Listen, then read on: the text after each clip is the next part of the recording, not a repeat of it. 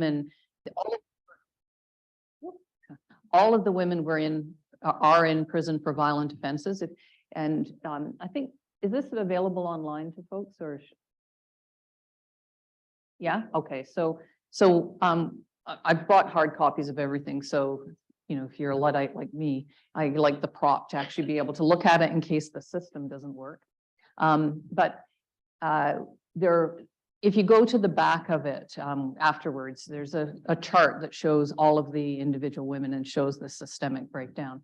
But then we wanted to talk about how the system then dealt with that information. Did they take a critical analysis and look at what had happened to the women, or did they instead, did it become a pylon of a reason to keep them and entrench them more in the system? And you probably have a sense of which way it goes. The other thing I did, the Justice Laform had been at a session I did a year ago, well, it's actually 13 months ago now, at a training session on Indigenous, criminalization of Indigenous people in BC for judges and lawyers.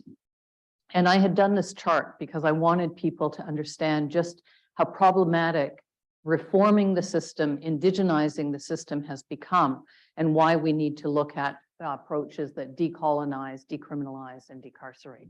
And so this chart, I don't know if you can see it clearly from there, but the chart shows when the Royal Commission on Aboriginal Peoples identified the crisis in over-incarceration that was happening for Indigenous people. So it starts just over 30 years, well, a bit more than 30 years ago, and 1991. Then the Corrections and Conditional Release Act, which was introduced in 1992, in fact, was the first piece of federal legislation I worked on when I moved to Ottawa. And it was supposed to be a piece of human rights legislation aimed at, wait for it, reducing the incarceration of Indigenous people, women, and those with mental health issues in particular. So that was a specific objective that the Parliament had for it.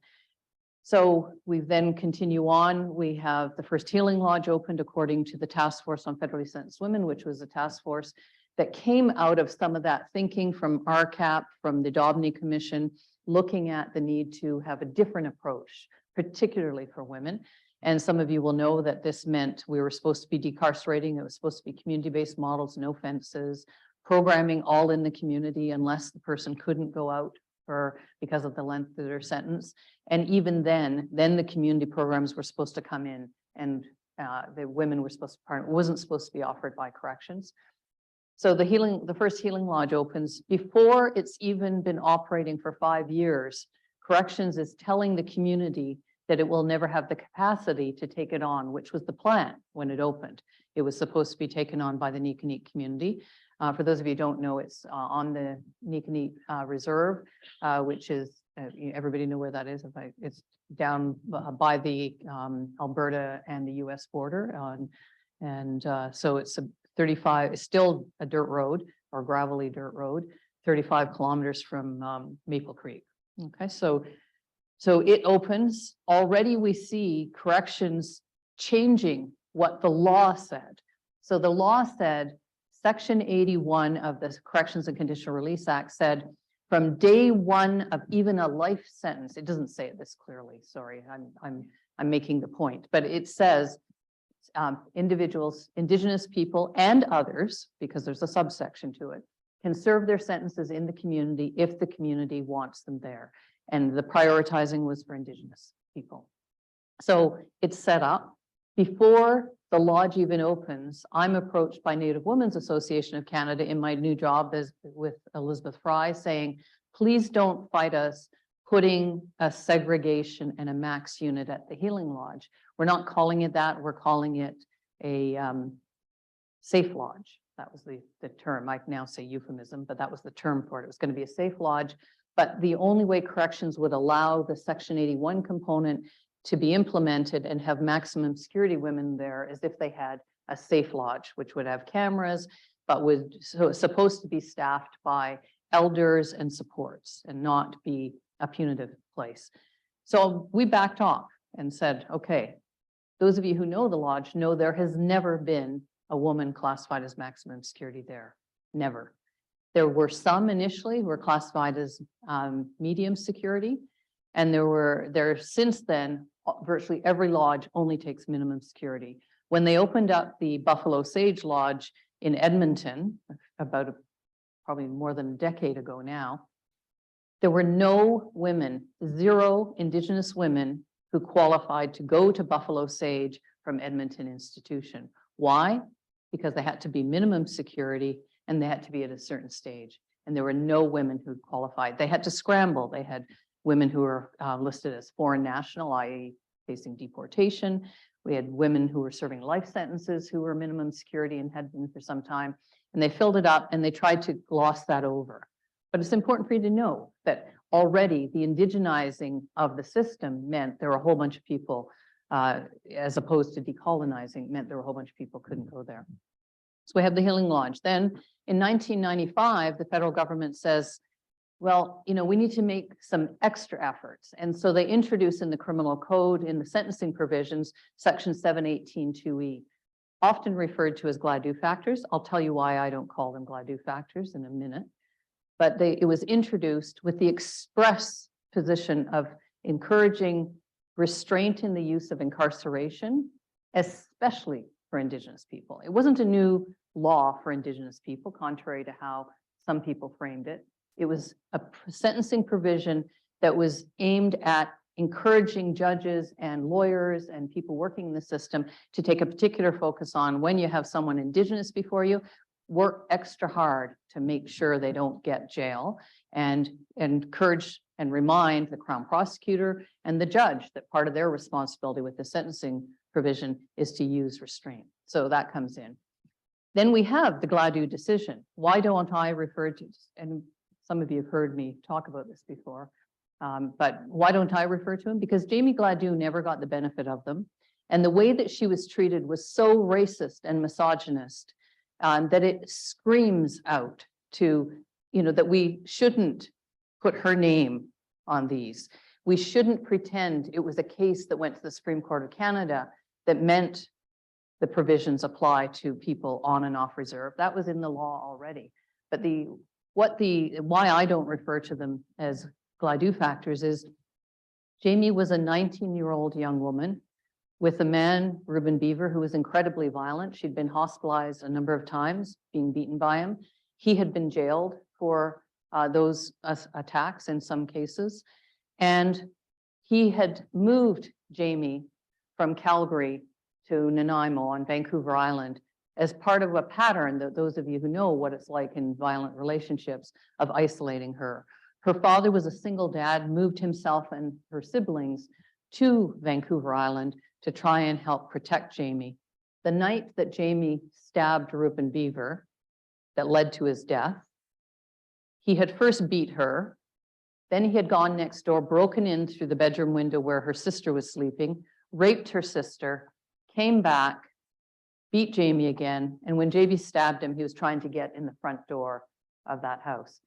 In the Supreme Court of Canada judgment, she is described as a jealous wife or jealous common law partner, jealous because her husband is having an affair.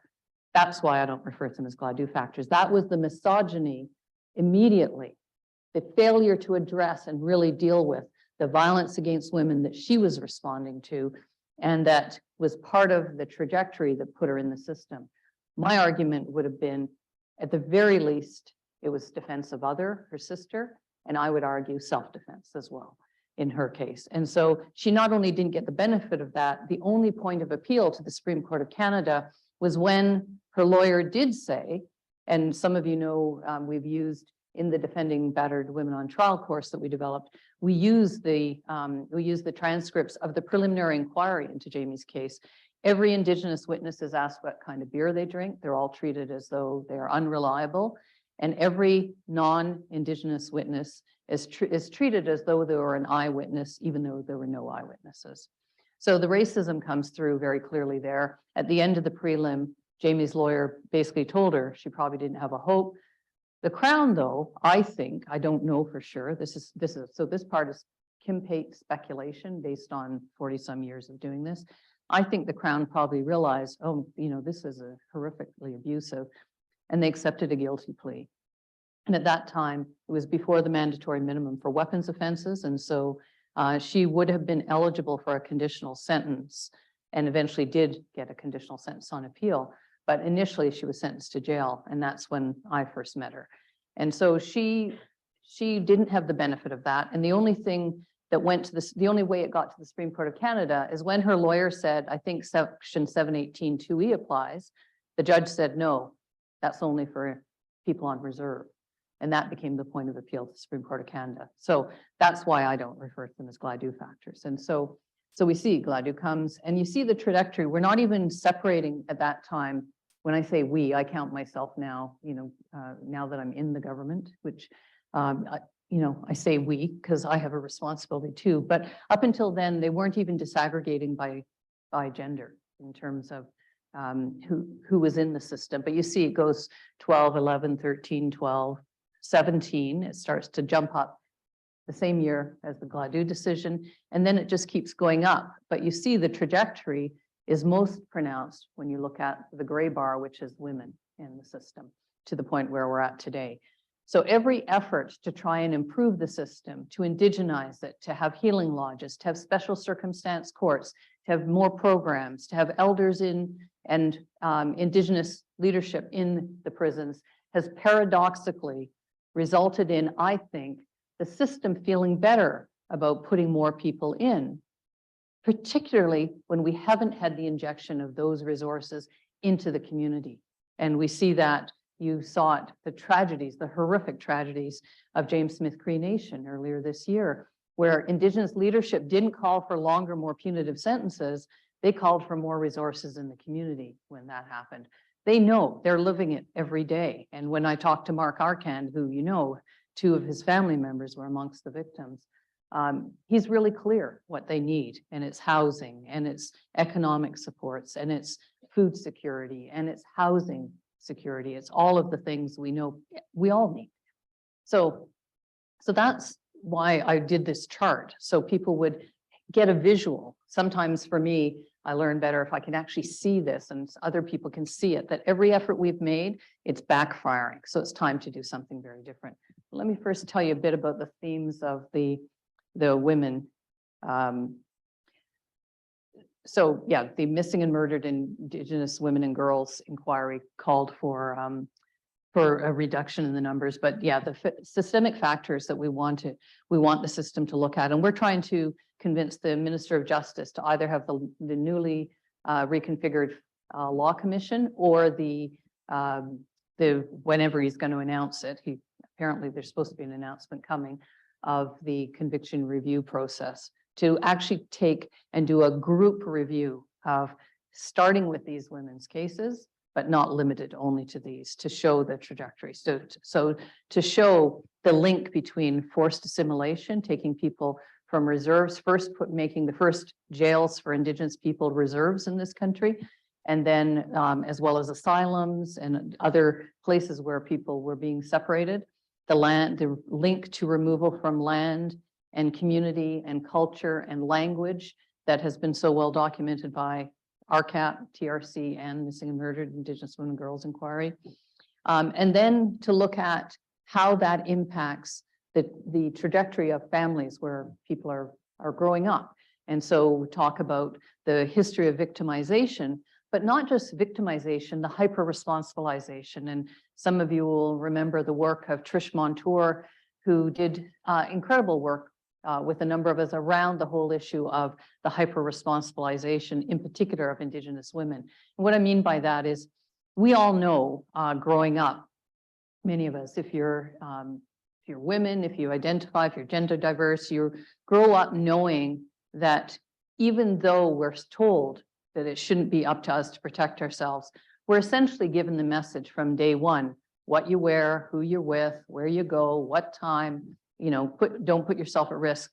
We call that deputizing people, essentially deputizing women and girls in particular, and folk who are more likely to be victimized, to essentially say you're responsible for protecting yourselves. So when we talk about Indigenous people, they're more likely to be underprotected, as we saw again and very recently in the James Smith Cree Nation situation. The cops weren't even investigating anything initially. underprotected, but then over-policed the minute that you step out of line. So we see the hyper-responsibilization, and if there are other people that they're caring for, then the responsibility for protecting them from the violence as well. And how many of you know from family law situations where women will actually lose their children, in part as they're trying to navigate how to deal with violence in their home, because they're then implicated for not helping to protect their own children.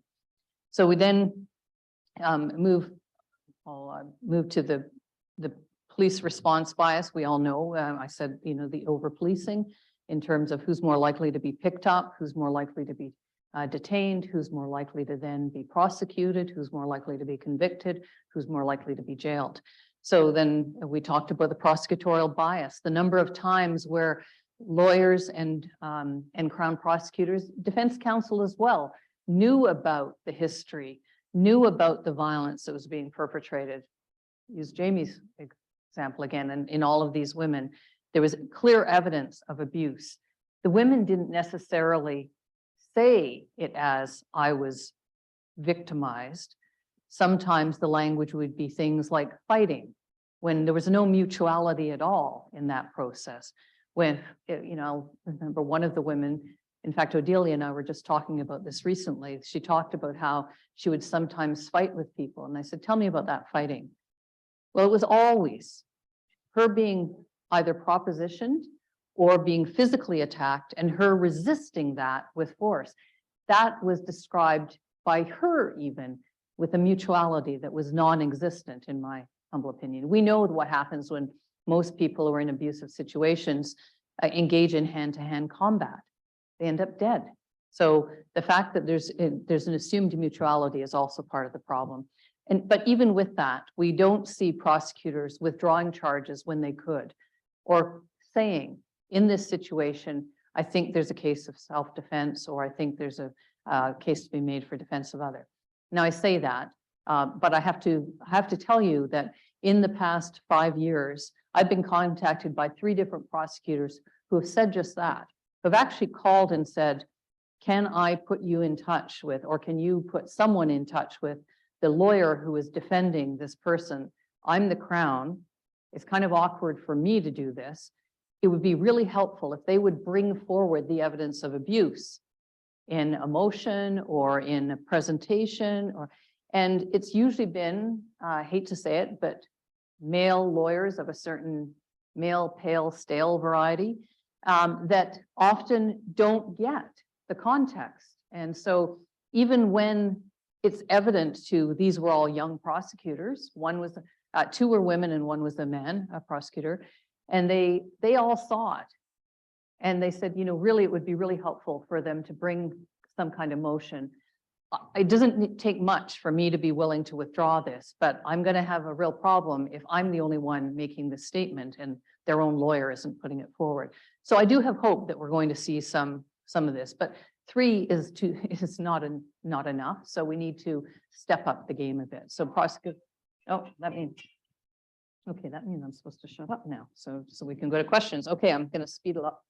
So if we go to the next is, I've already mentioned the fact that section 718(2)(e) is not used to contextualize, as we saw in Jamie's case. The failure to consider alternatives to punitive sentences is sometimes there, but often the excuse for not doing anything is there's nothing in the community for people to use. That's been the rationale used under the Youth Criminal Justice Act, for instance, for why so few young people, particularly girls, are ending up are staying in prison, because there's few resources in the community. And we need to challenge that in fact, it shouldn't be that just because there aren't resources that you don't then demand the creation of those resources and create a package around. We also have the discriminatory risk assessment and classification tools that permeate because of all of those other biases in the system. It doesn't end when you get to prison. And we were just talking before about some folks who have been classified as dangerous and violent in a prison context. And yet when they're in the community, we don't see the behavior manifest in the way it does often in an institutional setting.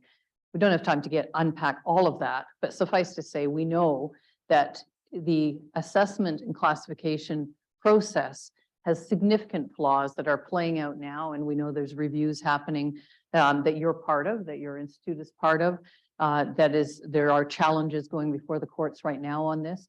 And that one of the real issues is it's the seeing individuals through the lens of a white middle class, often male perspective, as opposed to a contextualized perspective of what's going on in their lives. So really need to address that, because you know what happens then is you end up with a situation where today 76% of the women, the folks who identify as women in prisons designated for women are Indigenous in the maximum security, or 64 in the maximum security, 76 in the structured intervention units, which is the only form of segregation still being monitored. No other form of segregation is being, in my humble opinion, monitored at all, and certainly not adequately. So then we go to the reality that all of these women were either sentenced to life, or two were sentenced to indeterminate sentences.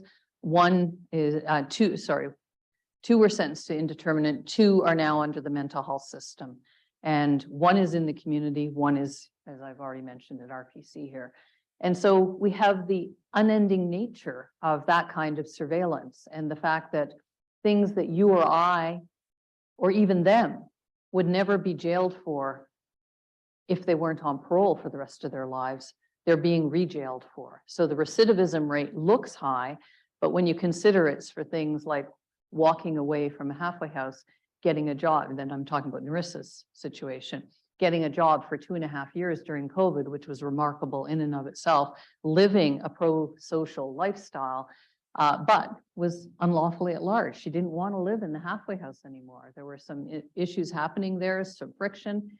Doesn't make it okay. I'm not suggesting that we should sanction people violating the law, but what I am suggesting is that when we set up these impossibly long and onerous sentences with conditions about reporting everything from relationships, and when do you define something as a relationship, and to curfews, to not being able to take your kid in the middle of the night if there's an emergency without first contacting a parole office. All of those are realities that we also have to address. So many of us are looking also at what they've done in a number of European jurisdictions. So Portugal, for instance, you may know some of the progressive work they've done on decriminalizing drugs and reinvesting those resources in community. But what you may not know is they also made life sentences unconstitutional, and that a sentence for murder is generally 5 years. So think about the difference in that versus what we do. So then one of the things we're trying to do is to look at how can we interrupt in different places. So looking at examples of ways things are being done differently in pockets and reaching out to communities. So here in Saskatchewan, there are a group of First Nations who want to look at, can they combine to demand the resources that are currently being used to police and jail Indigenous people, and invest those resources in the community to develop housing, water, food security, education, as well as the supports to then have services to engage in the healing approaches that can happen in community when you're in ceremony, in community, on the land, learning your culture and learning ways. Norway House, some of you may know, have taken the position in the child welfare system of saying they will no longer take kids out of their homes. Now they have the benefit of being on a reserve is that all the housing is, of course, duly owned by the council and the individuals.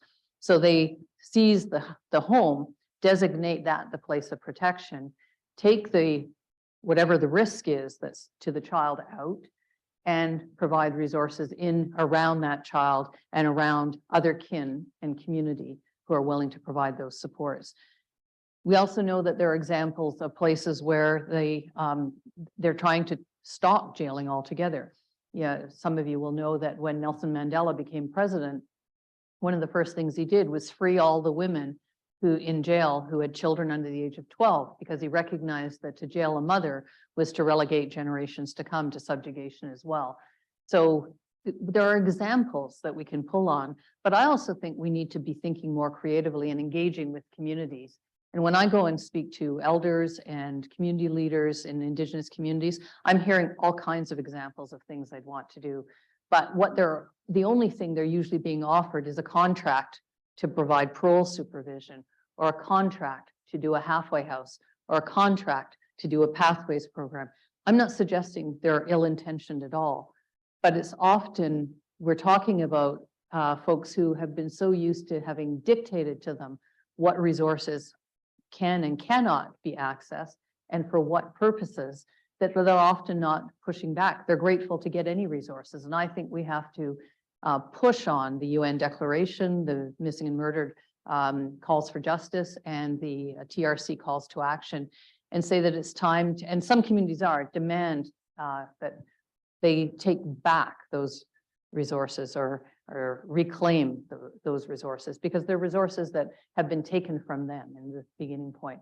So BC, there's a BC Justice Council and a new BC Justice Strategy that a whole group of Indigenous communities have signed on to. And that's part of what they're working at, is to develop their own Indigenous laws and practices, and to try and extricate as many of their folks from the criminal legal system as possible. So I wanted to make sure there's time for discussion. I just see if there's.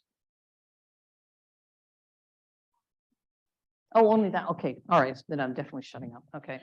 So, and if anybody's interested in any of the other, one of the things we're doing, if you haven't seen it, the Human Rights of Federally Sentenced Persons was a report we did in the Human Rights Committee in the Senate. We've also got this report. We've got a bill that's before committee right now to allow convictions of criminal convictions to expire rather than people having to apply for them or go through the bureaucracy. And then, because there are so many people who are still in touch with us about what happens in the prisons, we've got all these booklets. We can provide all the links. I'm going to leave a hard copy for the Institute with you. And then this one, Senders Go to Jail, is the one where we're tracking what happens in the prisons. And it's very interesting. Some of my colleagues, about 34, have now gone to the prisons. Some of them want to start doing surprise visits. And my response is, we don't need to do surprise visits. I want you to see what people think is okay. And not because they're bad people, but because this is the way, this is the best we have to offer at this time. And so you can read their responses to that is pretty clear. And then, as many of you know, I'm a big proponent of guaranteed livable income, free post-secondary education, pharmacare, dental care. And that's really that's why I went to the Senate in the first place. So that's some of what is the longer game, if you will. I'm not a very patient person, as some of you know, so I'm a little irritated. I've been there 6 years. I've only got 12 more to go unless I quit or cark it before. And so I'm getting a little anxious about getting it done. Well, thank you very much, Senator Pate. Oh, just call me Tim. Tim, okay. Yeah. We do have time for a couple of questions. Does anyone have a question for Tim? Yes, and I'll just mention too, if people online have questions, just write them into the chat box and we can read them out. Thank you so much.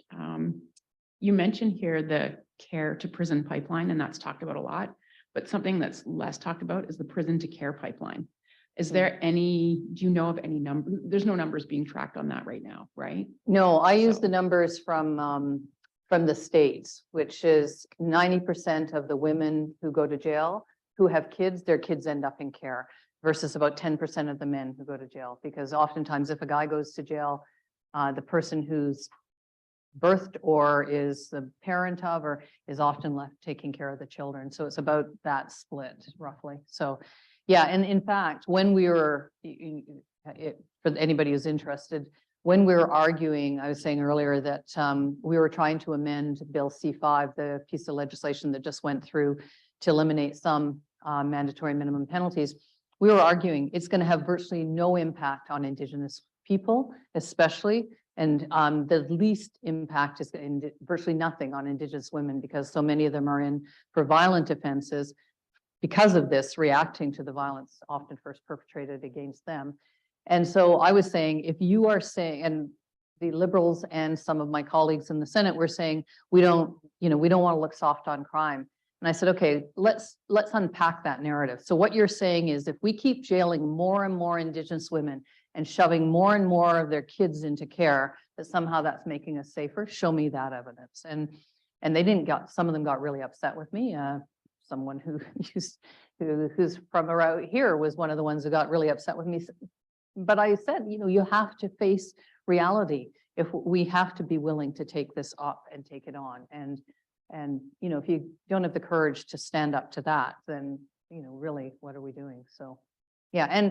And I don't like to use the cost piece, and you didn't ask that, but, you know, we're now in $500,000 to $600,000 per year to keep women in maximum security and SIUs in this country. Like, think about what a fraction of that money could do in community to build a house, to provide umpteen staff supports and jobs and all the rest. Yeah.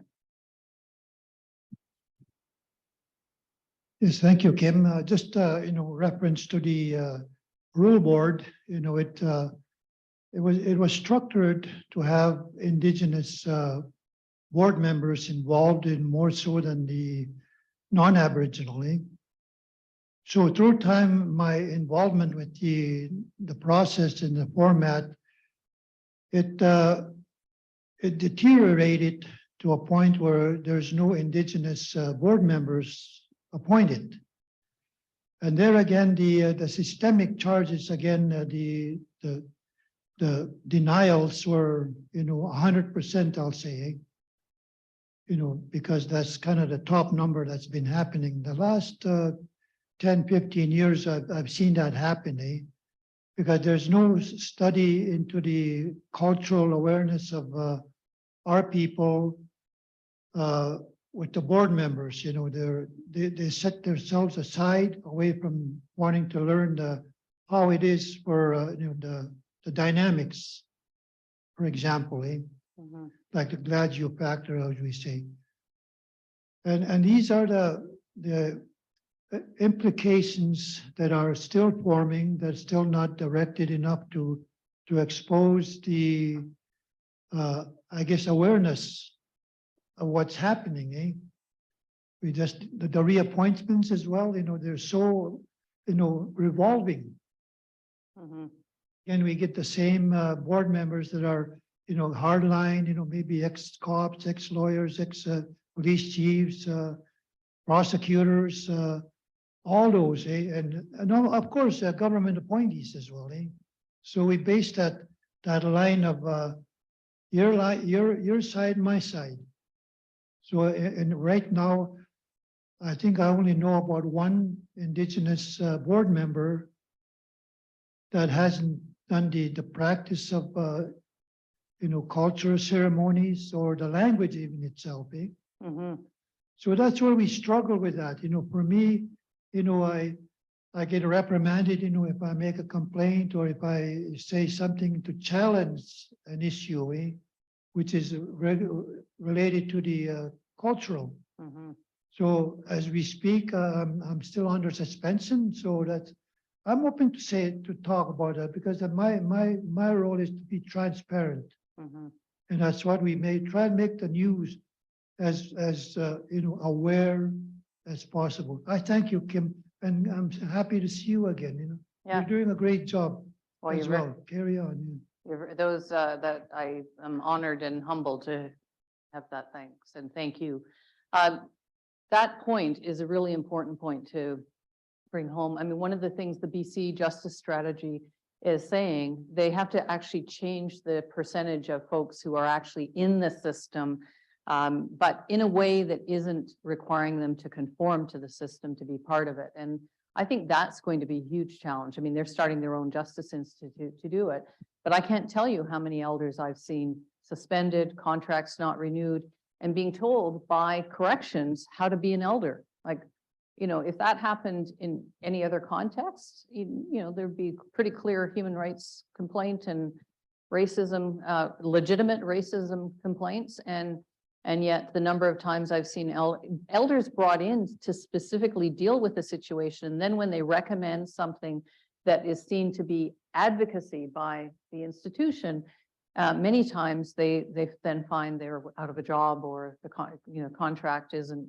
continued. So I think that's a very important point. So thank you for raising that. So I think we're probably out of time. We now, are. so- I'm very sorry Shut up and to sit down, Kim. the conversation Yeah. short, but we do really appreciate you Oh, coming. We have a gift for you. Thank you so much, No, no, Kim. Thank you. It's been such a wonderful talk, and I think we all probably learned something here today. So So I'll leave this with you.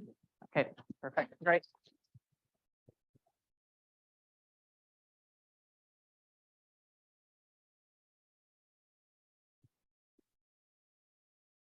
Thank you, Dr. Joel, and thank you so much, Senator Kim Pate, for beginning us with such an insightful review of what happens on the front lines in the community where we live, the challenges of how moving forward with a system that has existed for many years and with multiple people trying to make different changes here and there.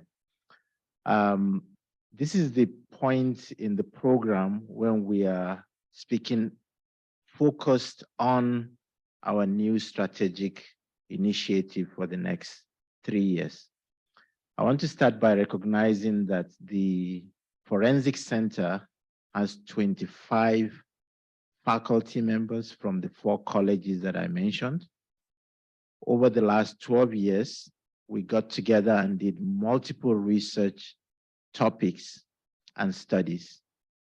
Out of those, I can tell you that today, somewhere in Saskatchewan, there's an Indigenous mother that is celebrating the fact that a child did not go to jail because they ended up being diverted to the Saskatoon Mental Health Court.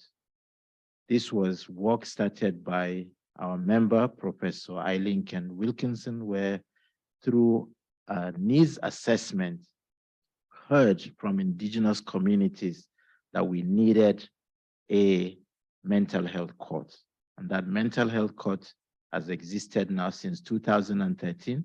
The Forensic Center was part of setting that up, evaluated costs analysis, the perception of practitioners, and the perspective of the individuals that went through that court.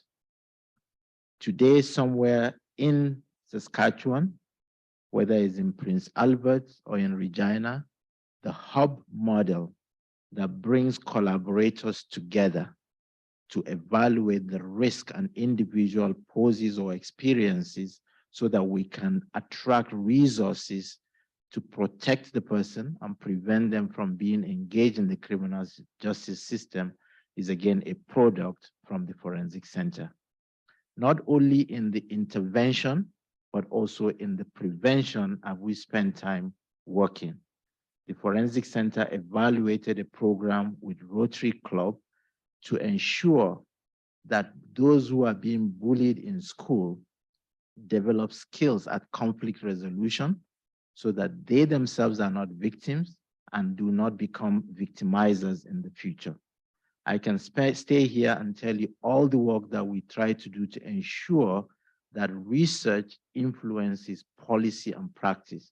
So I'm really proud of the faculty members and the multiple students that have participated. We therefore reviewed that there were multiple things that we needed to do to move forward in a good way, especially the fact that we wanted to engage in Indigenous research. So it's really my pleasure to welcome all of you here today. And I want to invite our Vice President Research, Professor Baljit Singh, to bring some words from the university. Please give a hand to Dr. Baljit Singh.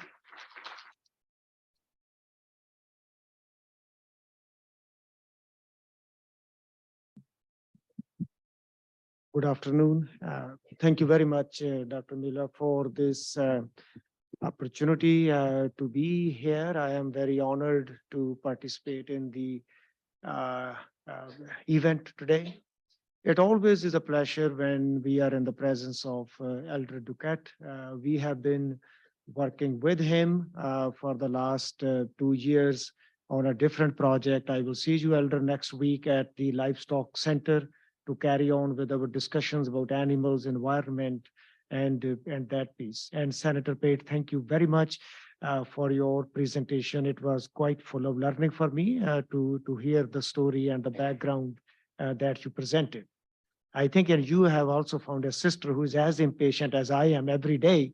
And now I can tell my colleagues that now there are two of us. So thank you very much for that.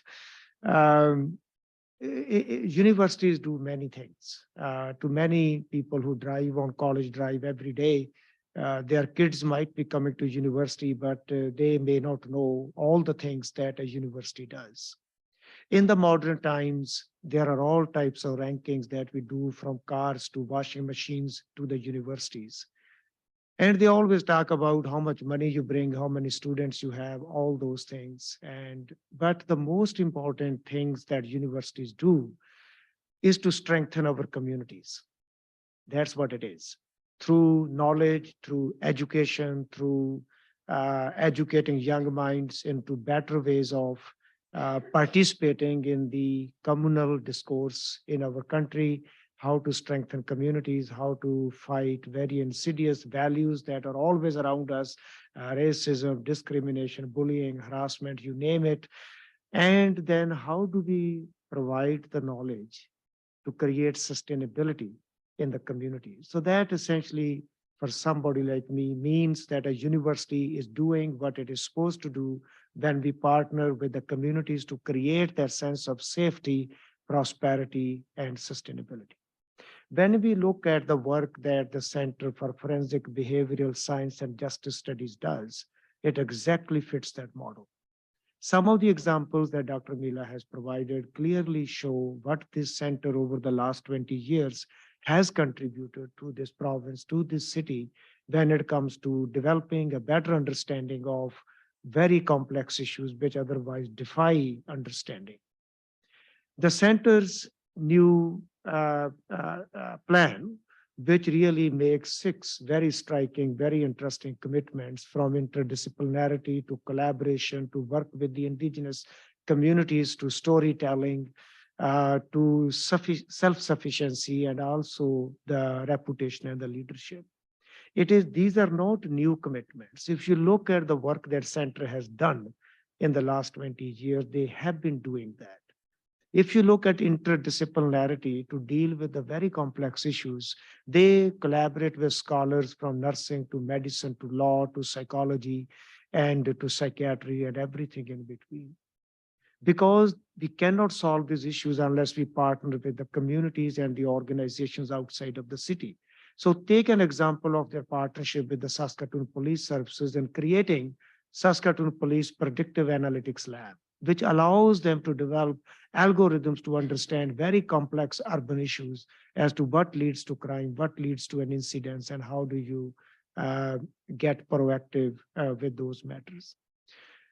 The education of young minds, about 15 PhDs, more than 30 graduate students, postdoctoral fellows who have gone through the center are occupying leading positions in the country to make a difference wherever they are. And I want to talk a little bit more about partnership with the indigenous communities. Whether it comes to looking at the indigenous medical systems or working with the indigenous communities to do the review of the findings, or to provide knowledge-based, evidence-based information to the communities, is what really is so vital, not only to the city, to the province, but to our country. If this country is going to be successful and a prosperous and a just nation, we cannot do that without all the challenges without solving all the challenges that we have when it comes to our indigenous communities. And most of those challenges look overwhelming, complex, but they are not really that. If we put our mind and effort in a good way to solve those, we can attend to those in a matter of years. But we need to be impatient on that front. We just cannot say slowly and steadily we will get better. We need to get better. And within that is one point I always make when I speak at the university. One of the most important thing a university does is to provide education, to create equality and accessibility to education. When people have education, they get the tools to fight all types of inequities in this world. And that's what the universities do. And this is what I hope this university will do even better through the center that Dr. Miller leads.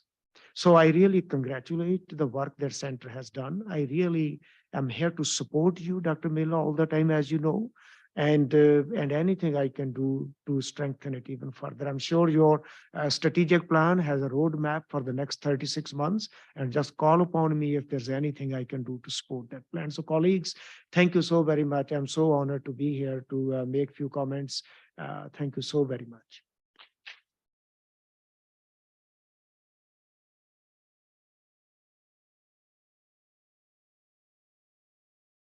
Thank you so much, Professor Singh.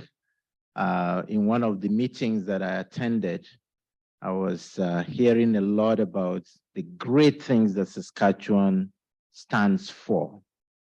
We have the Canadian light source, as you know.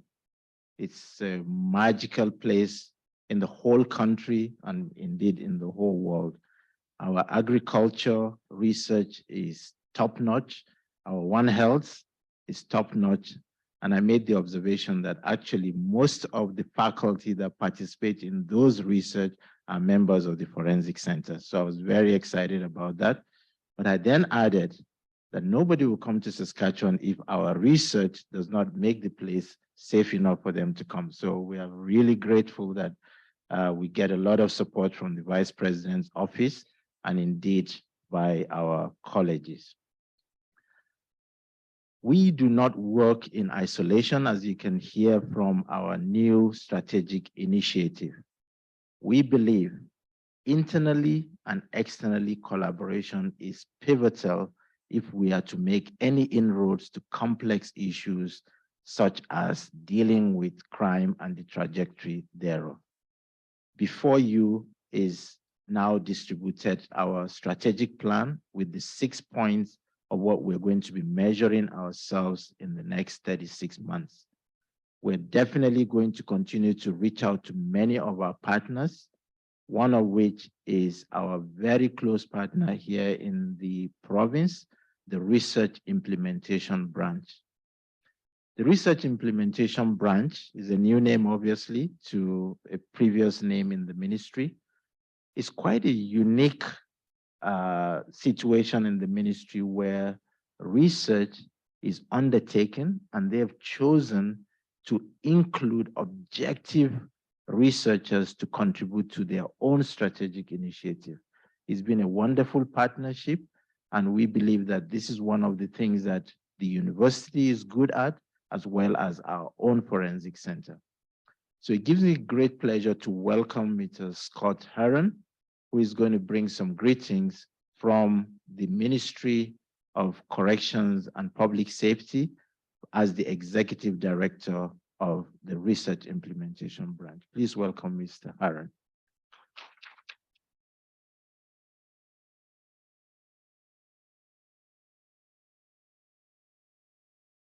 This is very intimidating. So I have never given greetings on behalf of government before. This is my very first time.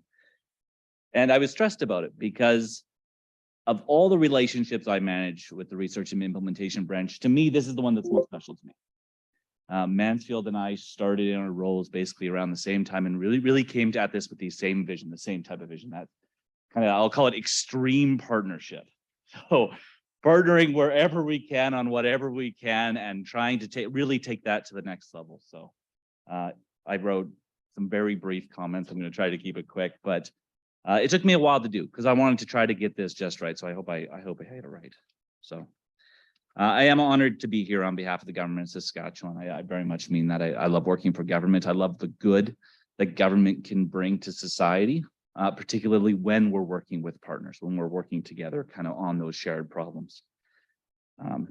When we say, Mansfield said, I work for the Research and Implementation Branch. I'm the point when it comes to this contract, but my team is by no means the only people involved. We've got the Forensic Center working with our Community Safety and Wellbeing Branch, our Strategic Planning and Reporting Branch. We've got a couple people from Offender Services here who have a very long relationship with the Forensic Center, right back from the very first days. So it very much is a one ministry, kind of one government partnership here. And we've been a proud partner to the centers right since the beginning, right since it was founded in 2011, I believe. And for 3 years, I've had that privilege of leading that partnership, and it's been a wonderful time. So I came together a list of just a couple of things we've accomplished in that time. So we renewed our commitment to the center in 2020 for another 5 years, and it's been going really, really strong. We've partnered on at least 15 projects, and I say at least because once I hit 15, I stopped counting. there were quite a lot there. And we've got at least half a dozen lined up for the summer, and likely more that we'll be adding for the summer, for the fall, and we're going to keep going. Our job is to try to get these as early as possible so we can get good students into them. We recently signed a master data sharing agreement between the ministry and the forensic center, which is going to allow us to streamline the transfer of information for shared projects where that actually applies. Anybody who's ever worked with data sharing agreements know they can take years, potentially. This lets us actually do this in a matter of weeks. But most importantly, and the thing I'm most proud of, is we have really emphasized building closer relationships with students, with professors, and with researchers with the center. And that is really tying the researcher to the ministry so that we can provide essentially real-time guidance, that we're always available, and really providing that training, and then providing the opportunities for the students to come and present so that we can really get that practical approach to the research. And as a side note, I then sometimes steal the students afterwards, so I apologize for that in advance. I've had a number of summer students with my branch who have been absolutely wonderful, and I do consider a lot of the students that work on projects with us as kind of the secondary students, like that, those partnership students that come in. And then I've hired people from the forensic center who've been trained by the forensic center into my branch as full-time employees, and the talents they bring are phenomenal, not just from a technical point of view, but also from that partnership point of view. That ability to bring that relationship aspect to it is kind of second to none. So I believe, from all that, I believe the center and the ministry are really true partners. We're moving towards this same goal. And that's why I absolutely love this strategic plan. And if anybody who knows me, I'm kind of a fanatic when it comes to strategic planning. It's kind of my big area of interest. But strategic plans create a unified sense of purpose. They form the foundation of a path to a better tomorrow. It shows us where we think the same. It shows us where we might be thinking differently. It shows us where we can work together, and it shows us where we may need to build some new bridges. It grounds everything that we do in that centralized pillar of understanding. And for this reason, that the ministry was more than happy to play a part in the development of this strategic plan. We tried to include the areas we wanted to go in so that it aligned as much as possible. And that way we can partner into the future, and together we can actually help build a stronger Saskatchewan. So thank you, Dr. Mila. Thank you, everybody that we've partnered with over the last 3 years, over the last 11 years. And we really look forward to what the next 3 years have in store for us. Thank you.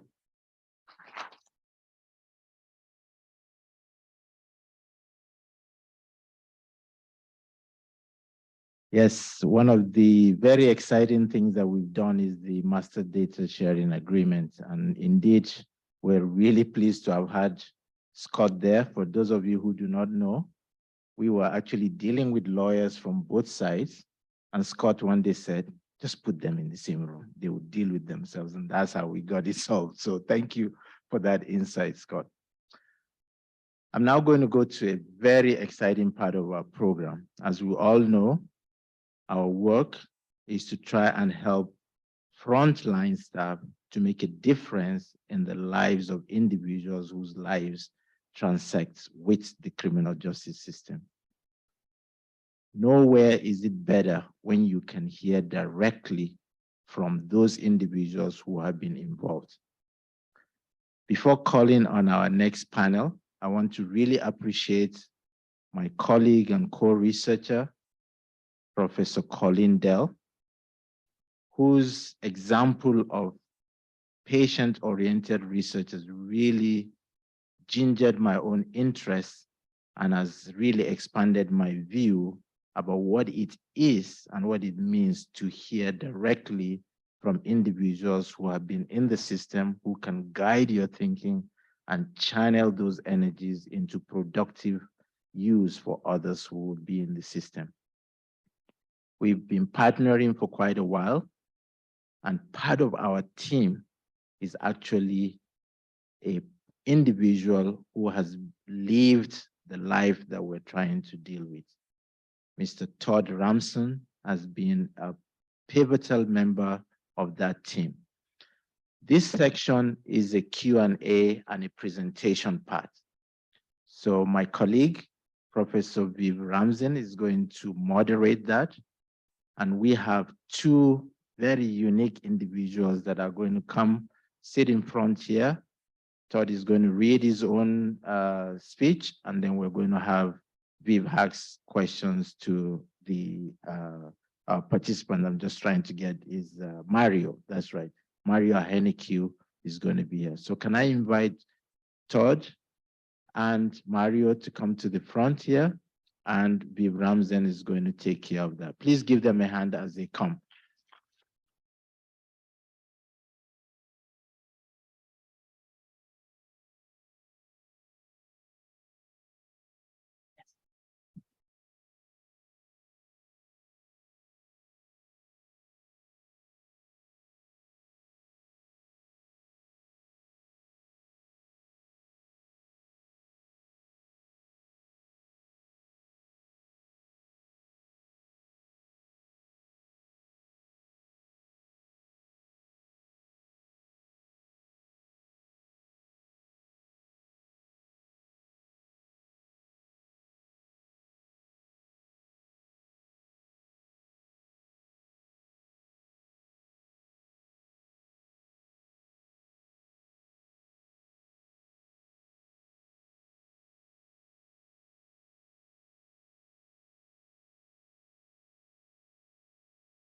Okay, we're live.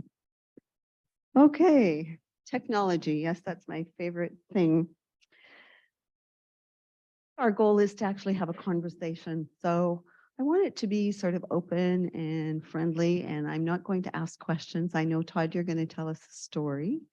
And then Rodney, if you're going to tell us, you're going to tell us the story as well around what that might look like, and we'll go from there. So Todd, how about if you start?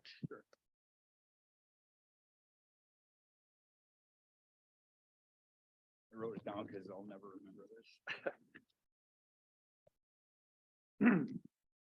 this. Good afternoon. My name is Todd Ramson, and I would like to thank you, Dr. Mela, for having me and everybody else in attendance. First off, I'd like to acknowledge that I'm on the Treaty 6 territory and the homeland of the Métis. To give you a little bit of background on me, I'm a drug addict coming on 6 years sober. I'm an ex-con who's spent 10 years plus in prisons and in jails. And I choose to use these words to describe myself today. I started with petty crimes and moved up into running drugs and getting involved with gangs. You know, thinking back, the only thing that was consistent with that lifestyle was that drug use and being an addict. And so when I stopped using drugs, my whole mindset changed. I got sober in prison, and you know, not for just one reason. There was a couple of big ones, and the first one was almost dying on the prison floor, where there was so many overdoses in such a short period of time that they didn't have any Narcan for me. You know, luckily there was a guard who gave me CPR until the ambulance arrived. And even though I threw up into my lungs, giving myself aspirated pneumonia, to go along with those freshly broken ribs, I was happy to be alive. And the second reason I'm standing here, it was the dog therapy program that came to Drumheller. It was brought by doctors Colleen Dell and Darlene Chalmers. It was not long after that OD, 3 dogs and those activities we did in that dog therapy program changed my whole mindset that you get in a place like prison. It was relaxed, and it was loving, and it was genuine. And the closest thing I could relate it to was having that love and support from family around you. They supported me through my remaining 2 years. And ever since, they've supported me with pictures and letters written by the dogs, of course. I managed to stay sober inside for the rest of my time, and nearly 4 years since. Since I've gotten out, I've stayed in contact with them and even began working with Dr. Milla, Dr. Dell, and others to try to do my part, try to help them help others. And unfortunately, my story is few and far between. Once you've hit the prison system, it's rock bottom, or at least it definitely feels like it. That's why there needs to be way more of these types of programs, providing that unconditional support and others like it.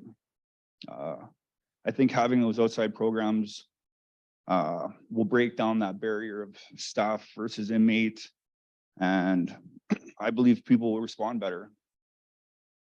I believe one of the main reasons people fail to break the cycle is many don't have the everyday life skills. Something as simple as finding a family doctor or doing laundry or cooking a proper meal. It's challenging if they've never been taught. These men and women also need work skills. I know they'll say that there's metal shop and textiles, but if you look at the numbers that actually get to go through these programs, it's very low, maybe 50 a year, if that, which is, it's not enough. You know, we're never going to stop people from going to prison, but when they make it there that first time, they need to be given a real chance of going out better than when they came in. And that's often not the case. We need to help build them back up, build that self-confidence, and not the opposite. I believe the staff needs to bridge those connections, be more sympathetic, empathetic, and CSC needs to realize that every case is different. You can't push these cookie cutter programs on them and expect them to be coming out different on the other end. There needs to be more psychiatrists, more psychologists to help some of these broken people, to help them stop using drugs. 90% of the people are either in there for trying to get high or doing something while they are high. From experience, it could take up to 6 months to see a doctor in there. I know personally from my cycle, it was because I didn't care about myself. I was basically committing social suicide. Sometimes I wondered if the convicts met victims of similar types of crimes they'd been convicted for, and they saw the human damage and how it affected them, it might actually change how they thought. Which leads me to my last little topic, is making that transition out of prison. People think when you get released, you have all these resources, but most of the time you get out with $100 to your name and nowhere to turn. In many cases, you can't even go back to your family because of its location or whatever reason. And then you're left with nothing, nowhere to turn. And this is never good. I think getting released starts on the inside. People need help reconnecting with families, working on forgiveness, and finding that continued community support. These things can happen with help from a parole officer or a coordinator on the inside. I think it could be really simple. What really helped me was the support from the therapy dog program. It didn't end when the program was over. They still cared long after, and they still to this day they care. If we could find that support for more people, then we could have more people sitting here. Having that support made me want to reconnect with my family, who I had pushed away in shame. And also getting sober was a huge part of breaking that cycle of going to prison. If we give people a hope of life when they get out and a better chances of staying sober, then they won't want to lose what they have. I now have a job taking care of commercial properties with employees and a lot of responsibilities. Can you believe they gave me the keys to all these stores? I'm just kidding. Uh, So one positive connection was built off of another, and now I have a network around me that keeps me from falling back. There's family members, friends who rely on me and who that I rely on to help keep me straight. And it's going to sound a little cheesy, but what's made me want to live free is the love and support that I've built around me. And it's kept me enjoying life, and it keeps me going. Thank you again, Dr. Miller, Dr. Dell, and the therapy dogs, past and present, for believing in me. So thank you.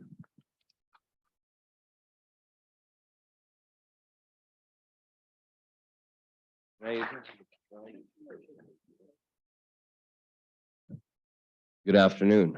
I believe it's the afternoon. I'm here very short notice, but I did make it. There's honestly supposed to be somebody else here in place of me, but I'm honored to have the opportunity to be able to speak and share some of my life experiences with everyone in the room. Thank you, Senator Kim Pate.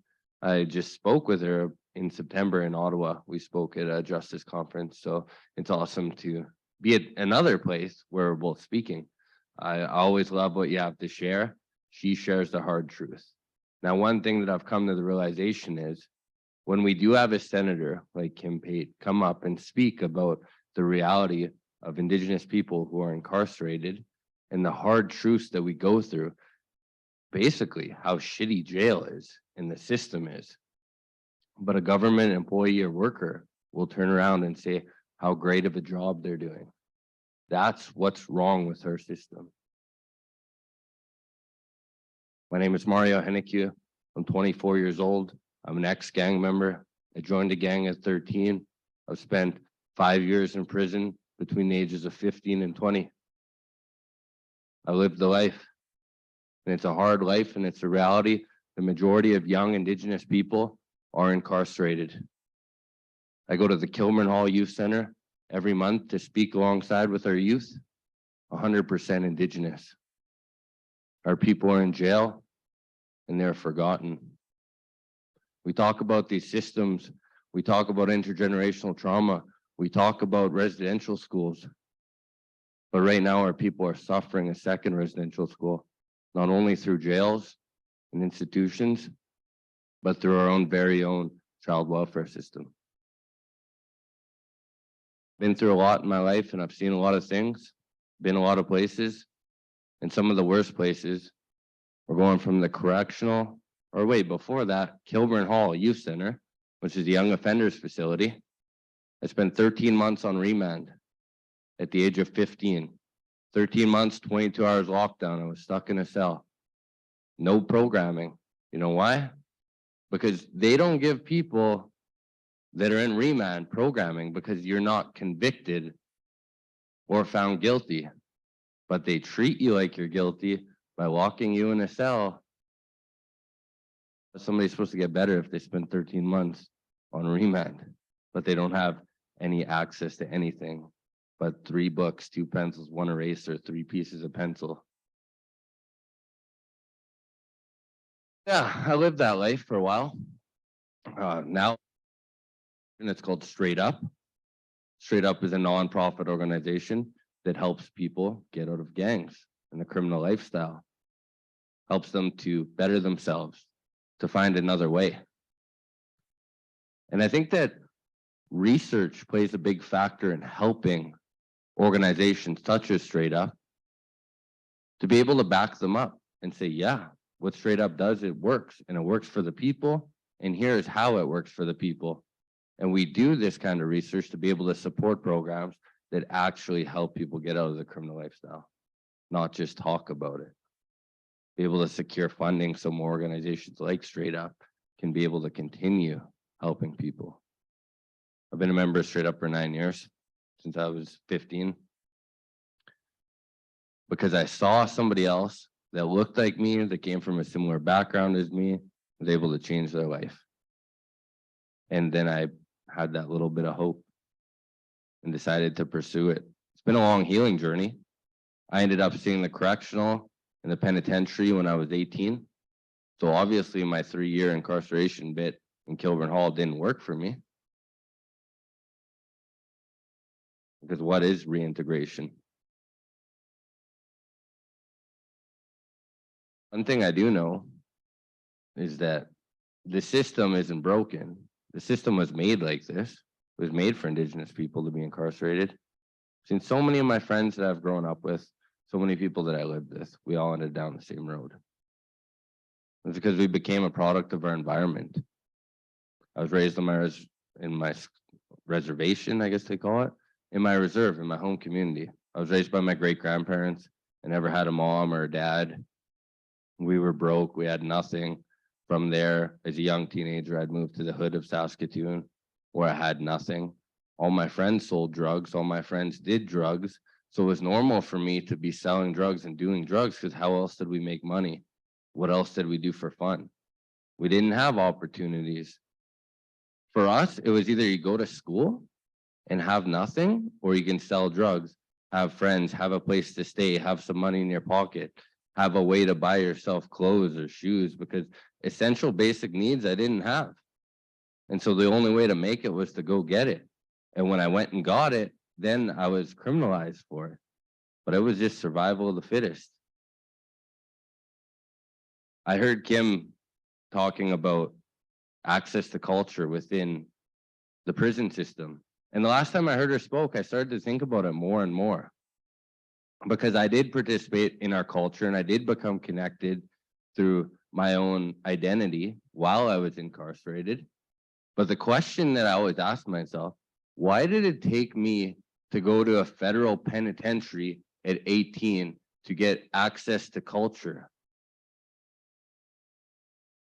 And then when I get out now and I think about access to culture, I think as an Indigenous person, as a First Nation person registered under the Ataku Cree Nation who lives and resides in Saskatoon, Saskatchewan, why is it that I can't go down the street and practice my belief? We have places of worship. We have a church on almost every corner. We have mosques. We have temples of worship. But where do I go to pray? I haven't seen a space in Saskatoon that's been created other than the jails for access to culture in the city of Saskatoon. For example, sweat lodge ceremonies. One of a huge thing that has helped me in my life. The only places I ever seen was in jails and on reserves. And the ones in the reserves aren't supported by the government, but yet they can spend $500,000 to keep one woman in maximum security prison for a year. $500,000. I spent a lot of time in jail and I've seen a lot of things. When I was 17 and I was in jail, and actually a fellow straight up member who had spent a lot of time in jail alongside me had went back to jail one day. And I remember it just like it was yesterday. He was a good buddy of mine, a good friend of mine. His name was Timmy Unger. And he had come from similar background, went through the same things, was stuck in the cycle of recidivism.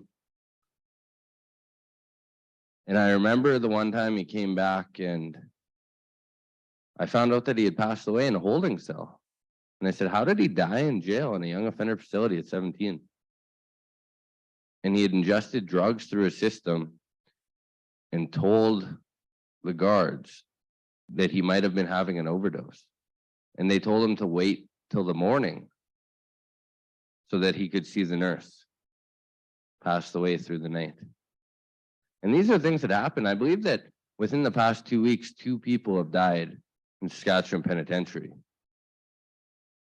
Why is there a reason as the Canadian government, their responsibility to take care of people that are in jail? Why are people still dying in prison? Why is this stuff being swept under the rug and nobody's talking about it?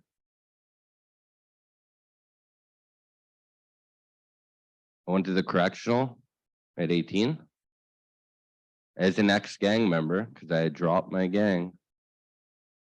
But they didn't believe that I was an ex-gang member. And when I told them I wasn't, they said, okay, well, if we put you on a rival gang member's range, are you going to be okay there? Because they didn't believe me. And I said, okay, I'll go there. And I had went there in a position where it was kill or be killed. And I managed to survive in a rival gang jail, but that's how they treat gang members. Not like people, like animals. They look down on you, they judge you, they create barriers for you. And not even just as next gang member, being First Nation. Another example, when I went to the penitentiary, I was in there for a non-violent offense. I was in there for dangerous driving causing death. When I was 18, I was in a head-on collision, killed a man. And I was supposed to be transferred straight to the minimum security facility, to Willow Cree Healing Lodge, which is in Beardy's. Instead, they kept me in the medium till almost my stat release. And I had asked them why. Why don't you guys send me out? Their first excuse was, you haven't done programming. There was no access to programming. They said, oh, you're on a wait list for the next year and a half. So I'm just going to sit in this medium security facility, even though I'm minimum on paper, but you're going to keep me here because I can't do programming. And then finally, when I did the programming and I said, okay, now I want to go to Willow Cree Healing Lodge so that I can find my culture and do something with my life, they didn't accept me because I was an ex-gang member. They said, you still might have gang ties. I said, well, yeah, I'm in a penitentiary full of gang members. You expect me not to be associated when everyone in here is almost a gang member? So how's that for helping somebody change, eh? I did see a psychologist. When I was 15, I ended up pleading guilty to aggravated assault with a home invasion with assault. My psychologist told me that I had no mental health issues, but because I was court ordered on a violent offense, I had to see a psychologist. Well, how did that make any sense? They literally told me that I didn't have a problem mentally, but I still had to see a psychologist. So I would go there every week and wonder to myself, why am I seeing this woman? Why am I wasting my time right now? Why is she wasting her time with me? Well, that's funding and an opportunity that could help people that actually had a mental health issue or problem, or that even just wanted to see her. I remember thinking, what a waste of a resource. Like, I did the crime because I was a gangster, and gangsters do gangster things to survive.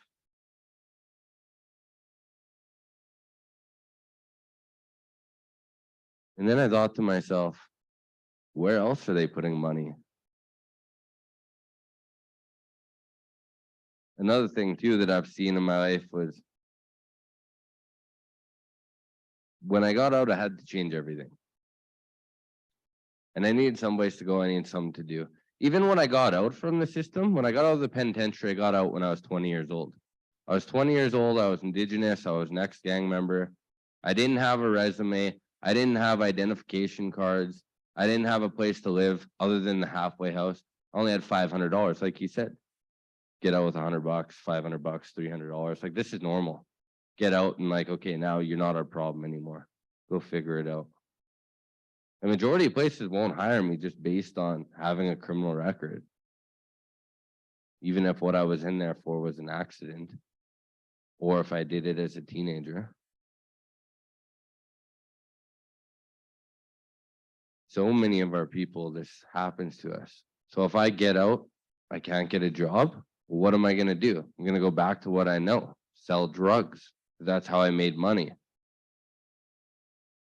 But instead, I got a job as a roofer. And it was only $15 an hour, but at the time I remember thinking like, wow, $600 a week's a lot better than $2.50 a day working an 8-hour job in prison. And eventually, like, this is years down the road, I've been out now for 4 years. I've done tons of presentations, spoken to numerous different people all over the country. But I also own a residential roofing company called Mario the Roofer. So if you need a roof, hit me up. But it took a lot of hard work and dedication to get there. I had to get this job, $15 an hour. I had to work day in, day out, plus 30. And then I became an iron worker and worked in the winter in -40. I also worked at the Friendship Center as a youth coordinator, trying to focus on prevention, because prevention is a huge piece. And prevention, I would say, would be where you need to invest a lot of time in. Because it's a lot easier to be able to direct a youth or a young person not to live the lifestyle than it is for somebody to go through it and try to turn things around. And young people, the nice thing about them too is they can be easily guided. It's hard to teach an old dog new tricks. A lot of the times people are so caught up in the life, they don't want to change. They're comfortable. They want to do the same thing, but they end up with the same result.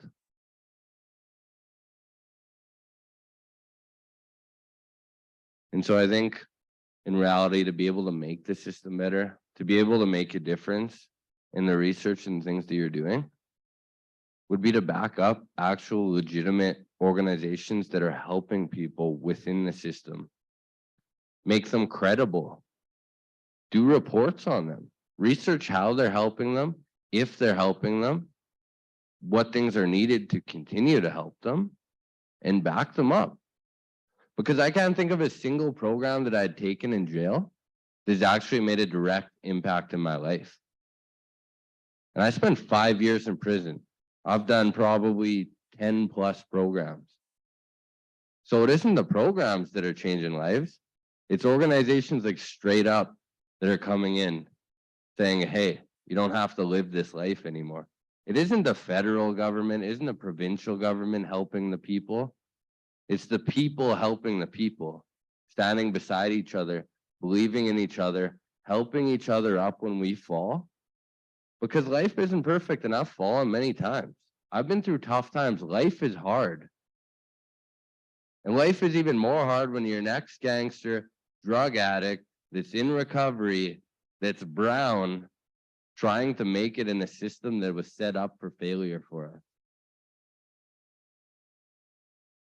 So I think when we look at like the harsh realities, focus on the people that have actually lived through it and had life experience and ask them, what did they have to change? What did they have to do? What helped them? Because when I was living the lifestyle, I was a totally different person. My values and beliefs were the opposite of what they are now. Because then I was built on a system of it was okay to lie, to be feared, because this was part of survival, to be arrogant, to be better than, to look down on others, because it was survival of the fittest. Now today, what an organization like Straight Up has taught me was that one of the most important things is being honest, being humble, having respect. And do you know what? These are values that are integrated in Indigenous and First Nation teachings. Our elders will tell you. And so why can't we have these values incorporated in our schools, in our systems, to our youth? Bring the values and the teachings to our youth. Create safe spaces where they can come to and they can learn these things. Because for the common person, yeah, respect is good. Yeah, love, humility, honesty, truth.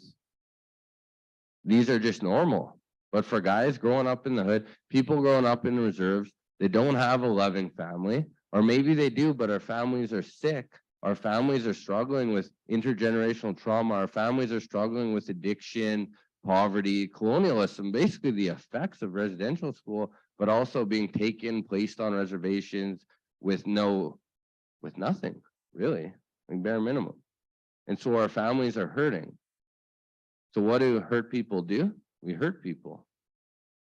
Well, how do we move forward in healing? Well, that's what we got to focus on. And a lot of it has to do with our young people. And so the point that I'm trying to get at is these basic values that might be in some of your households that are here were foreign to guys like me, are foreign to people like me. These are things that I had to be taught. And as a young person, I didn't have any place that I could go to be taught these things. And a lot of our people face these same issues. So when they go to jail, like me, when I went to jail, these are the same values in jail. You have to be feared. You have to be scary.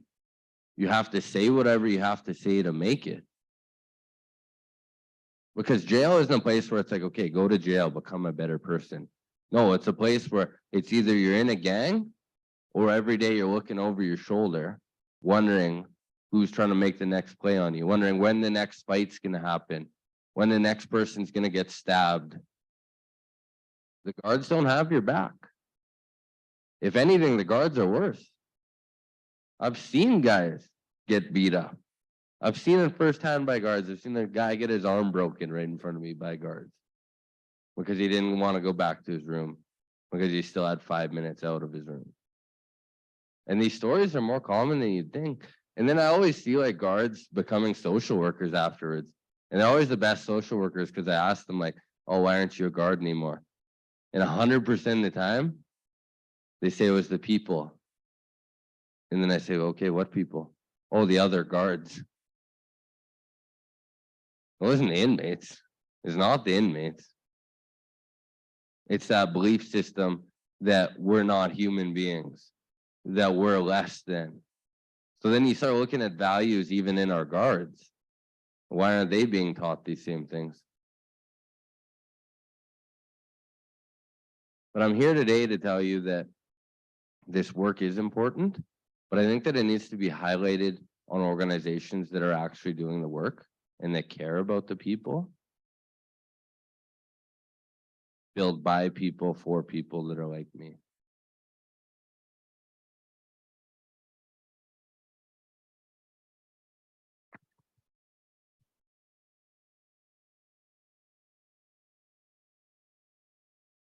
Thank you both so much. The insights that you can provide build on strengths. We have an opportunity to build it on strengths rather than focusing on the deficits. So congratulations and thank you for sharing.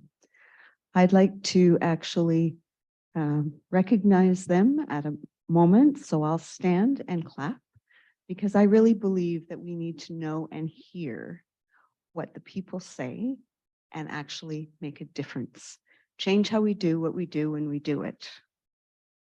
And as a participatory researcher, it's all about the people. And so their questions become our questions rather than, in fact, the research on. The research becomes with. Thank you.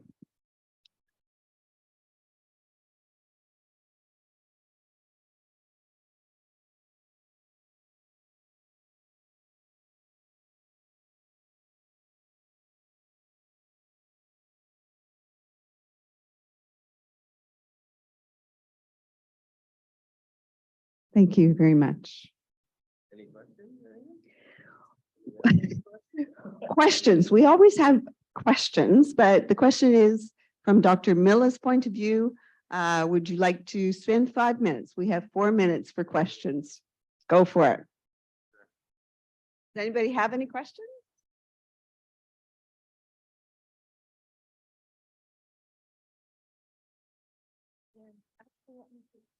Sure. While we're waiting, I'll ask my question then. I'm interested in developing a curriculum that could be taught by people with incarceration experience to others with incarceration experience to actually grow a program, kind of like Straight Up, but much more engaging throughout the province rather than, in fact, only in the cities. And so it's like a dream for me in terms of how do we build it together rather than, in fact, building it on. I would say a program like that, depending on the individuals that your focus is on. So if it's on Indigenous people, then my advice would be to bring Indigenous people to the table, or elders, but also the people that have gone through it, and ask them the questions and ask them what worked for them and what didn't work for them. Because the only way that we're going to be able to see results is to ask the results to speak for themselves.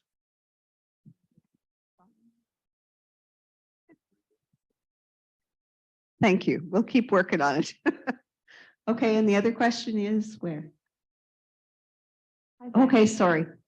I just wanted to thank you for your sharing, first of all, and I wanted to say I value Straight Up very much, so hi.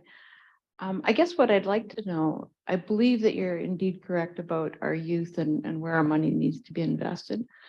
And being a Saskatchewan native gal, I guess my issue comes with where we spend our money. And I'm curious to know how you feel about our new policing, our marshals that are coming to town and that we're going to spend 20 million on. I just wondered if you think that's the best way for us to invest our money.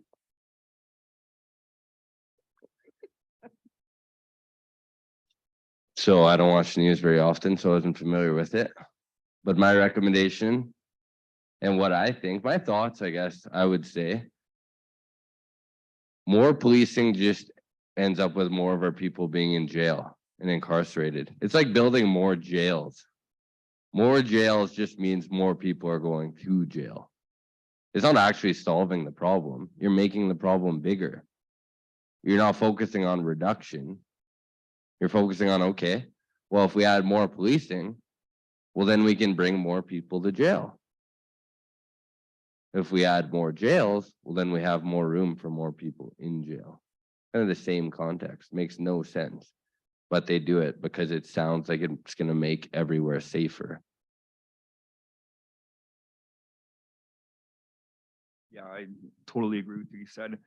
You're basically putting the cart in front of the horse, and all that money that they're spending on the policing needs to be focused on the children, the young people, before they even get involved with having to need this policing. And if the money is astronomical that they spend on it, and even a fraction of that could make a huge difference. But like you said, it's just a money grab basically to build prisons and put people in it. And they'll just continue to do that if they keep spending money on policing.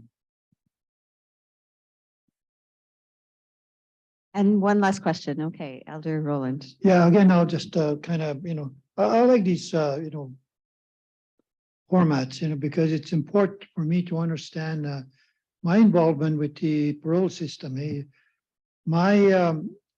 It's not a question, it's a direct kind of how it is when you're out on parole, like, conditional release, from prison, is the conditions, that are stacked to your, disadvantage as well, because conditions are placed there to put you in failure. Even when you're going to a halfway house, there again, your day one is more like a different bed, So what does it take with a different bed in a different place? Sometimes, say for example, you go into a hotel, you check the bed, you don't sleep as well as the first night, and you're just trying to get accustomed to it. Different view, everything is, to familiarize yourself. Same thing in a halfway house. The rules, the regulations are stacked again, You have to follow everything. Get up, Same thing, same scenario as in prison, Because the stories I hear, I can't meet these conditions because they're so tight. Find a job, go to school, go to counseling, all those, you have to, it takes about 2 weeks before you can access these programs, but in the meantime, you're trying to familiarize yourself with the meals, with the bed, that you want to sleep in the first night, maybe, Allow that to happen, but it's not happening. So that's my kind of thing with you. Maybe if you experience that, that's, I'm sure I'm not too far off, Thank you. Yeah, thanks, Roland. I don't know if you remember, it's been 2016 when I did get day parole. He was there. I actually got day parole with my mushroom, which is grandfather in Cree, who had just spent 36 years in prison. So it was kind of a big day, not only for me, but my grandfather, Alan Stonechild. But yeah, the system is set up for failure once again when you get out. I have a story here I want to tell you guys briefly, because this kind of gives you a little bit of insight based off one of my good friends. Same thing, I grew up with a guy. When he was 18 years old, he was sentenced to 9 years in a federal penitentiary. He ended up doing the 9 years in a maximum security facility, Saskatchewan Penitentiary.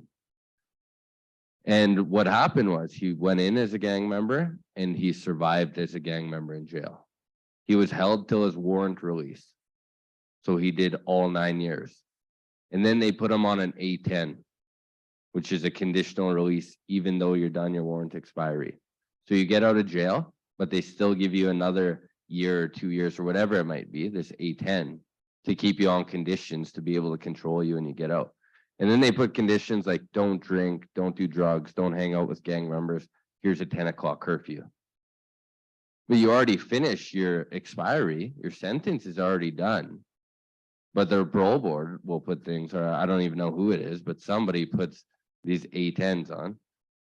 And so a friend of mine who had done 9 years, he went in when he was 18, he got out when he was 27. He spent 9 years and 23-hour lockdown. So he got out, didn't have a job, he's never worked a day in his life. He didn't have a resume, he didn't have IDs, he had none of these things, and he got out.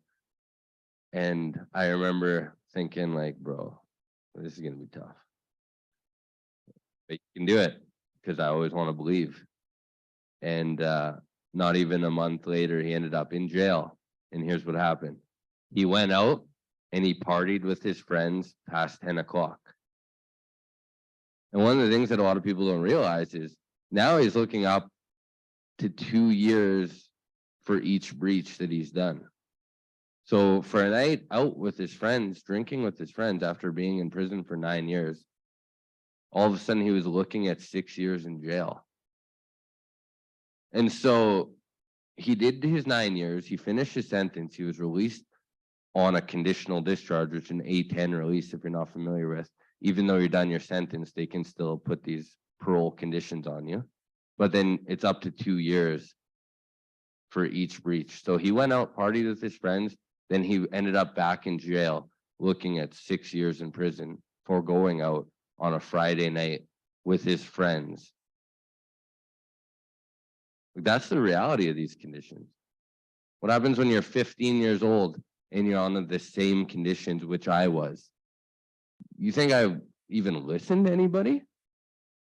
I had nobody to listen to. And they said, oh yeah, hey, you can't do this, you can't do this. I was arrested at Oskayak High School when I was 15 years old at school. I was standing outside my school. It was lunch break. This is the oddest time that I've been arrested. I was standing out, this is kind of a funny story. Well, it wasn't funny back then, but it's funny now. I was out on probation. I was standing outside Oskayak High School. It was lunch break. I was with a friend. Gang unit pulled up on us. Hey, Mario, how's it going? Oh, yeah, it's going good. Hey, your friend has a warrant. Okay. Friend was arrested. They let me go. I went back to school. I was in class. It was actually a yoga class. I remember like it was yesterday. I was doing yoga. You know, I was practicing peace and serenity, meditating. And just living my life, just a high school student, 15 years old in class, doing yoga, living my best life. And the principal comes up and says, hey, you need to come with me. I end up going to the principal's office and here's 2 gang unit cops standing in front of me. And I remember thinking like, what did I do? I didn't do nothing wrong. But I was on probation. And they said, Mario, you're under arrest. I said, for what? Oh, you're wearing black and white. And because I was a gang member of Terror Squad, they categorized nothing to do with, basically the condition was nothing Terror Squad related. But they didn't have any specifics. They didn't say you can't wear black and white. So I was wearing a black and white Brooklyn Nets jersey because at the time I was a big Kevin Garnett's fan and I loved the Brooklyn Nets. I was in class trying to get my education and these gang unit cops came to my school and arrested me in class right when the bell rang. So the bell rang and I'm getting escorted out in handcuffs by 2 gang unit cops. It looks like I just committed a murder, but I was wearing a black and white Brooklyn Nets jersey in my school. So I don't know how much worse it can get than that. And like my question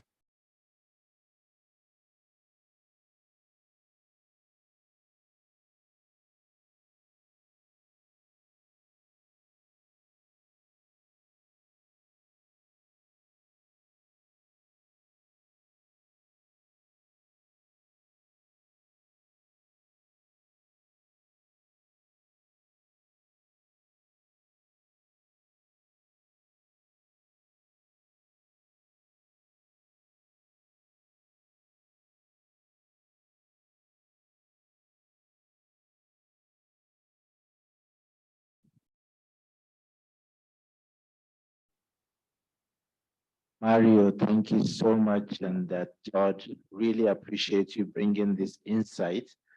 And I know that Mario is leaving. Stan, I really appreciate you helping us straight up, as Mario mentioned, has been a partner for quite a while. Back in 2012, we did a process evaluation of the program. And just last year, we completed a complete evaluation of their program and gang reduction program. So we are very proud as a forensic center to be involved with Straight Up. This is a good segue to inviting some of our other partners. As you can imagine, we can't do this without all the people who have spoken and those that we have invited. So I know that some individuals from Regina may be setting up. So I just want to use the opportunity to thank Riley, Michelle, Scott. Thank you so much for partnering with us. It's been an excellent journey so far, and we'll continue to remain connected. There are certain individuals who have been here. Dr. Kingsley is actually representing the Saskatchewan Hospital North Battleford, and we're just currently involved in a very interesting research that Dr. Stoilica is leading about self-harm and suicide in the forensic hospital that we would extend hopefully into the provincial institution. I want to now invite Dr. Leslie Ann Kewen, known as LA. Earlier, I described her as a wall breaker. And many of you may not know that doing research, as much as we say we're doing research, there's a lot of obstacles sometimes to climb, walls that are unbreakable between those who hold data and those who want to research the data. One of the things that LA has done as a research manager with the CSC has been to try and limit that obstacle and make it possible that we can actually do research. She has engaged faculty, engaged students to find out what are the obstacles to research. And I cannot express how helpful that has been on behalf of some of the faculty. Doesn't mean that the road has been easy. It doesn't also mean that all the obstacles have been removed, but they keep coming down one at a time. So please join me in welcoming LA to give us just some greetings from the CSC. Thank you.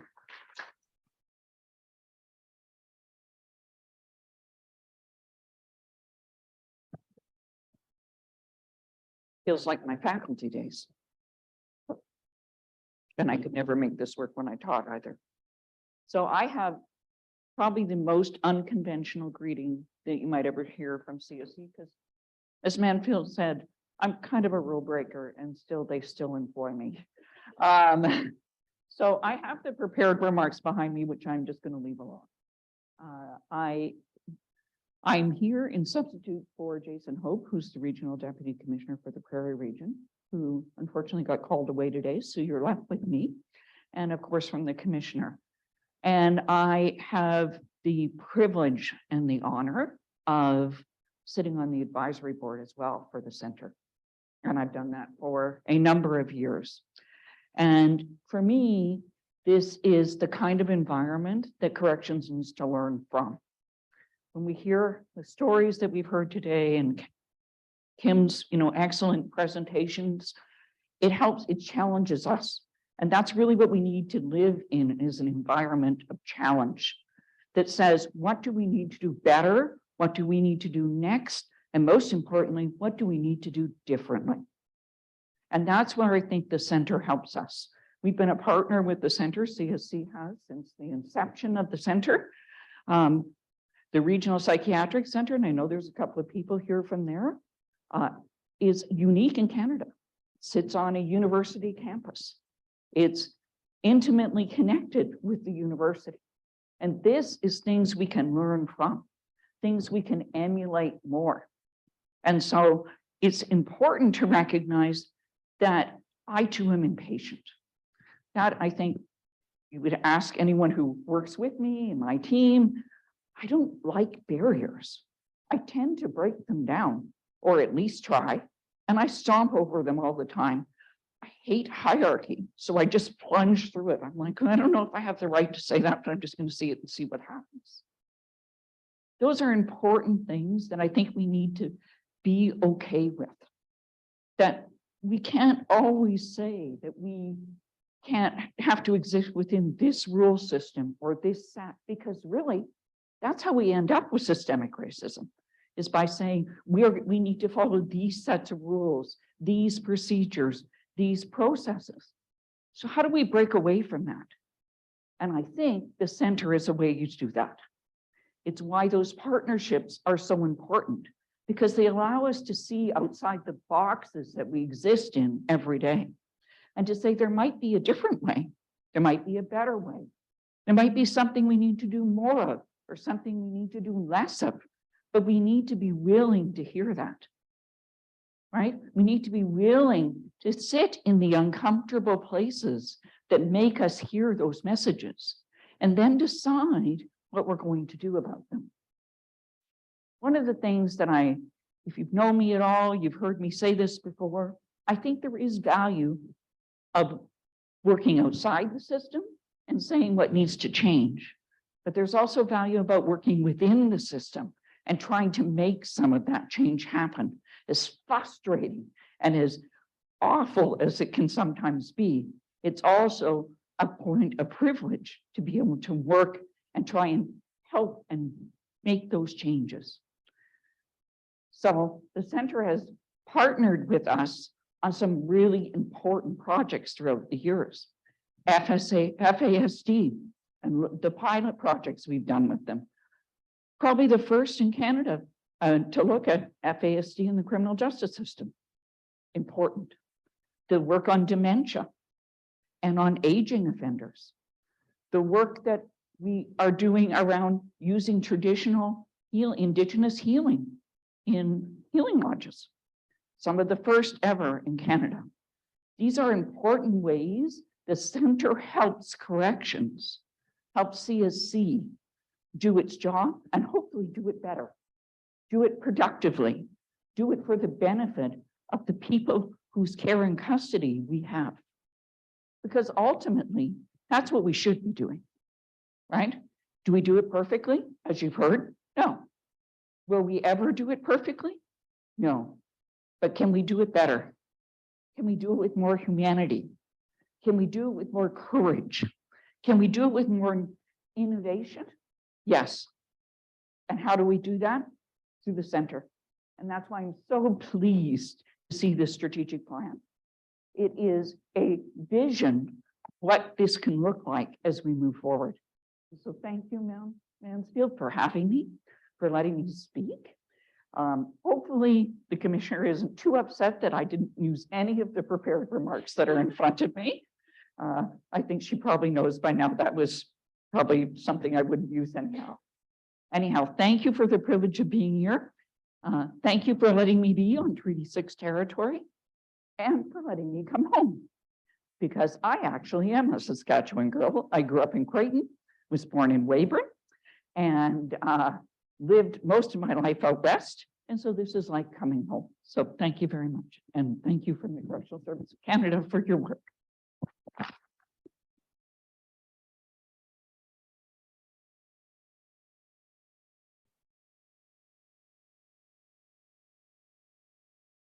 You would testify that I did not lie when I said she's a wall breaker. So you know what I meant by that.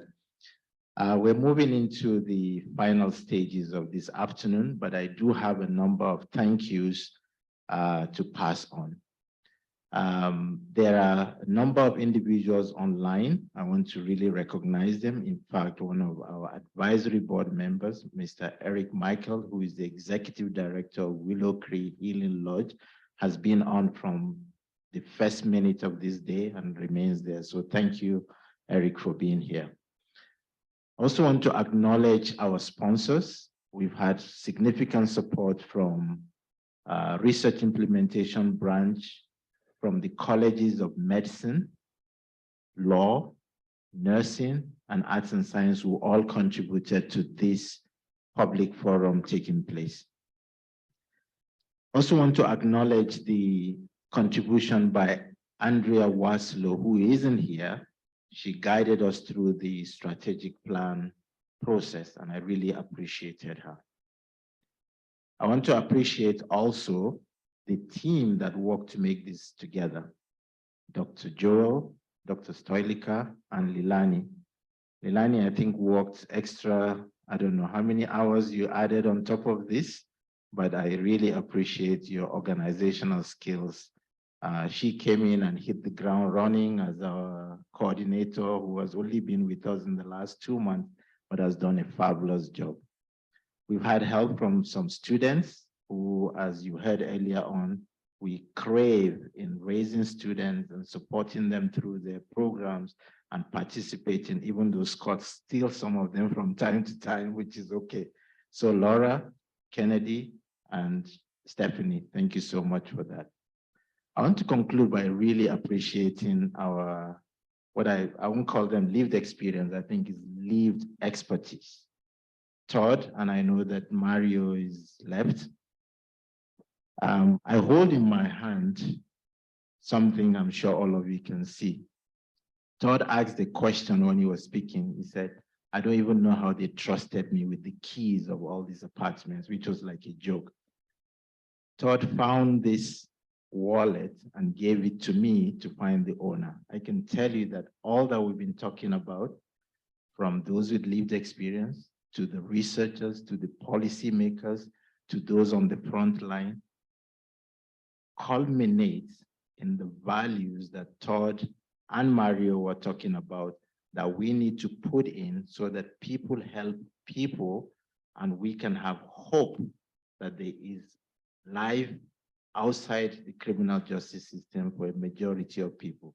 I think he has lived that experience very clearly. He has shown his participation not in being clean, but is actually a researcher with our team. He attends meetings every month. We meet online. He joins from, even if he's coming from work, he would join on phone. He will, have his dog there meeting with us. So Todd, thank you for coming all the way from Winnipeg to come and join us and making this so relevant to what we do day in, day out. We were going to have Professor Bram Noble speak to us from the advisory board. Unfortunately, Bram got unwell, and so he's not able to be here. But there are many people who have contributed to this, and I just want to use the opportunity to thank everyone for coming. It now gives me pleasure to invite Dr. Stoilica to introduce our last speaker for the afternoon. Thank you.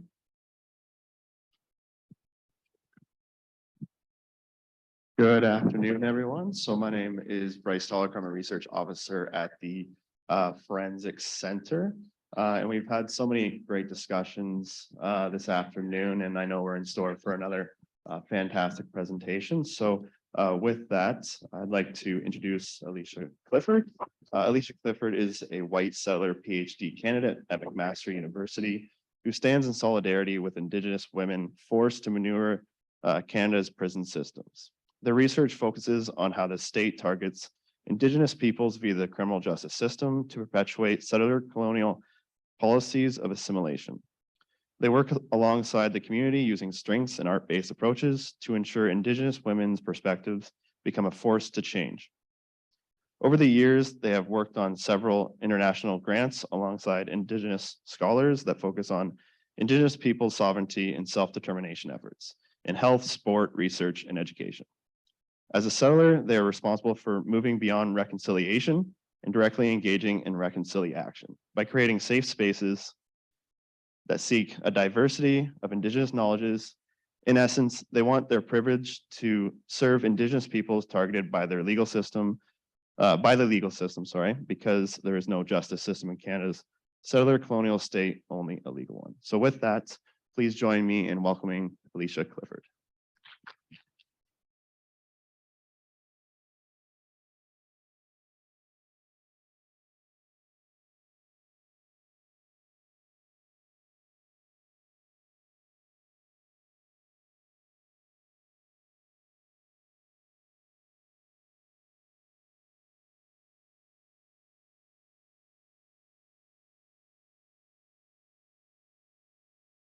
I really didn't expect that to be read out. Thank you, everybody. It's such an honor to be here. I'm certainly following some great speakers and some big shoes. So I'm a PhD candidate in the Department of Health, Aging and Society at McMaster University.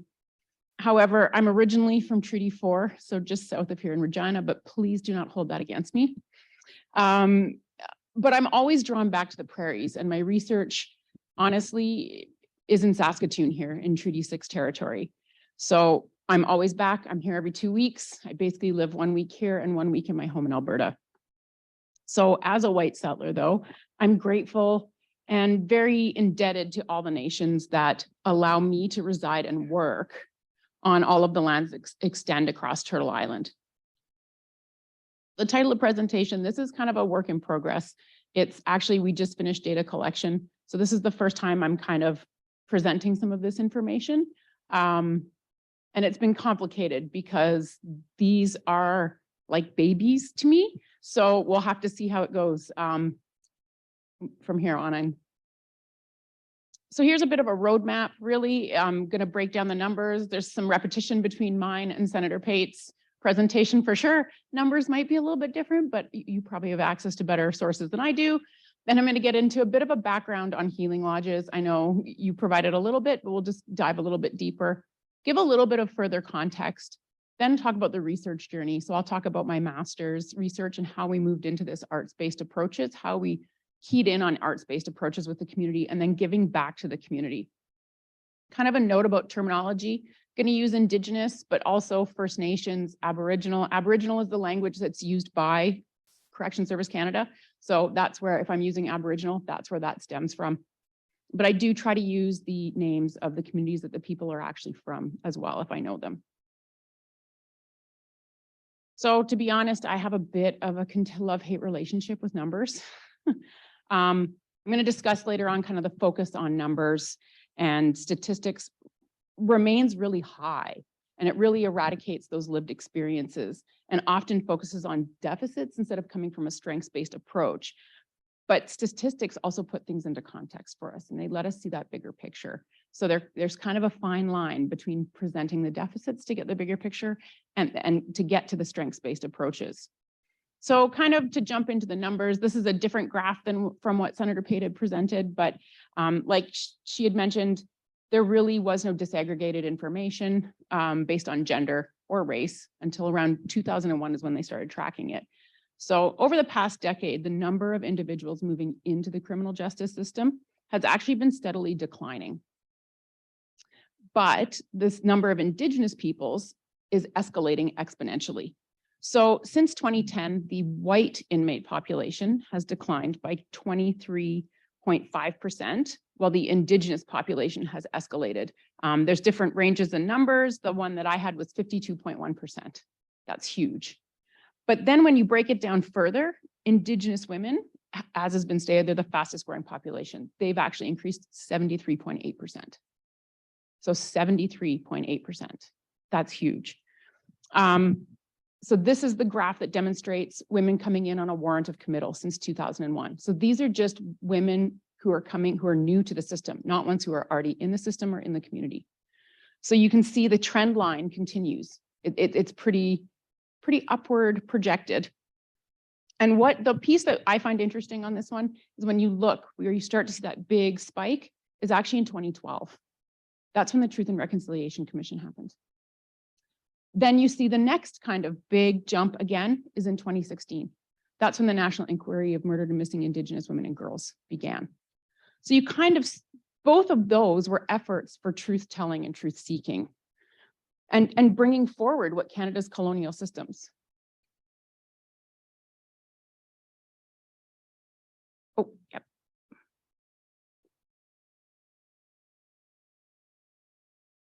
How's that? So there's supposed to be truth telling, but you can see that there's actually steep increases where each of those happen. So there's some questions that need to come up. about this, right? That's something that is a parking lot right now, that we're looking at investigating and trying to interrogate. Why, when we see some of these national inquiries that are supposed to bring forward the issues, why do we see incarceration trends increase instead of decline like they're supposed to? So the very end, you do see a bit of a dip, pandemic. There was, a push to keep people out of the system. However, we suspect the numbers are going to be released in February here, that you might start to see it climb once more. In remand here in Saskatchewan, you definitely saw that. You saw a steep decline, and then the numbers have gradually been going up to what they were previously.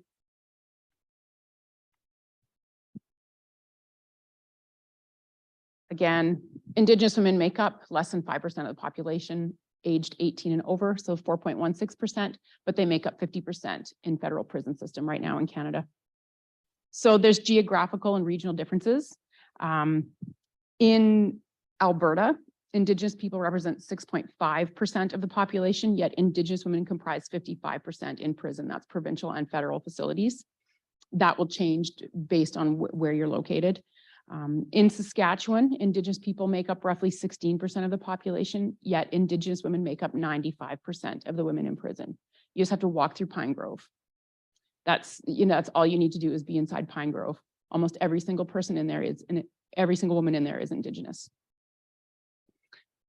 So projected trend lines, when you look at the trend lines more broadly, suggest that the escalating pattern is going to continue without some form of drastic intervention. Correctional investigator Ivan Zinger, he recently said on this trajectory, assuming overall declines in new admissions to custody, which has been a pattern, Canada will reach historic and unconscionable levels of Indigenous concentrations in federal penitentiaries. Healing lodges. So now this is where I may need to be corrected. There's some experts in the room on this. I'm certainly not an expert, but in the late 80s, CSE struck a task force to kind of examine their policies and conditions of confinement related to women serving time in federal facilities. Part of the task force mandate was to re-envision how the CSE was addressing women's needs in the federal system. At that time, all women were transferred to Ontario and they served their time in Kingston Prison for Women, or P4W. The task force was launched because there was a spate of suicides and several complaints about the living conditions there. So the task force included academics and then advocates like CAFES, Canadian Association of Elizabeth Fry Societies, the Native Women's Association of Canada, and there were also women who were serving time that were on that task force as well. In 1990, the report was released, Creating Choices. Creating Choices involved looking at corrections through like an intersectional feminist lens. It tried to guide how corrections approached and addressed women moving through the system. It was really supposed to break ground, be completely innovative. There was not going to be any risk, risk levels were irrelevant. So part of the vision was to make it easier for women to maintain relationships with community and family. So they recommended creating regional institutions across the country. And it also included an institution on the prairies for Indigenous women to be immersed in their culture, and that's the one on Nikanit. The focus was really on rehabilitation, ensuring that women could reintegrate with ease and have the skills to thrive upon their release. In 95, Okimauchi opened, or OOHL, as women call it. It opened its doors and it's located on the Nikanit First Nation. And it remains the only women's healing lodge run by CSC today. Healing lodges are meant to be spaces where Indigenous peoples can access culturally appropriate services, but also address the factors that led to their incarceration in the first place. There's state-run lodges run by CSC, there's 4 of them. And then there's Section 81s, which are run at the community level. The initial agreement with OHL, like was stated, it was supposed to transition to the community. But the CSC continues to deny that. So not even 5 years later, they were denied, and they keep getting denied time and time again, to the point that the community's just given up. They don't even engage in conversations anymore. So since 1995, CSC proportionally has allocated little new funding to Indigenous controlled or Indigenous run community corrections. Only one new Section 81 healing lodge has been created in the last decade, and Section 81s are actually quite underutilized, which places them in a precarious position given that their existence is based on filling beds. So if you don't have people in beds, that puts you in a precarious financial position. The correctional investigator report most recently indicated that the focus of CSC's Indigenous correctional efforts and interventions continue to be mainly prison-based. Investments and resources continue to be made in longstanding institutional initiatives like pathways, with little in the way of external evaluations or validation of their effectiveness. So there's a need to evaluate the effects of state-run, I call them cultural prisons, basically, because a prison is still a prison regardless of what the name is. Not only that, but by ignoring the original vision, the CSC is subverting Niikanit's self-determination. And it reinforces settler colonial patriarchal policies that dictate the state knows and understands what's best. Essentially, the sovereignty of the local community and Indigenous women's healing then becomes lost in the politics and culture of that system.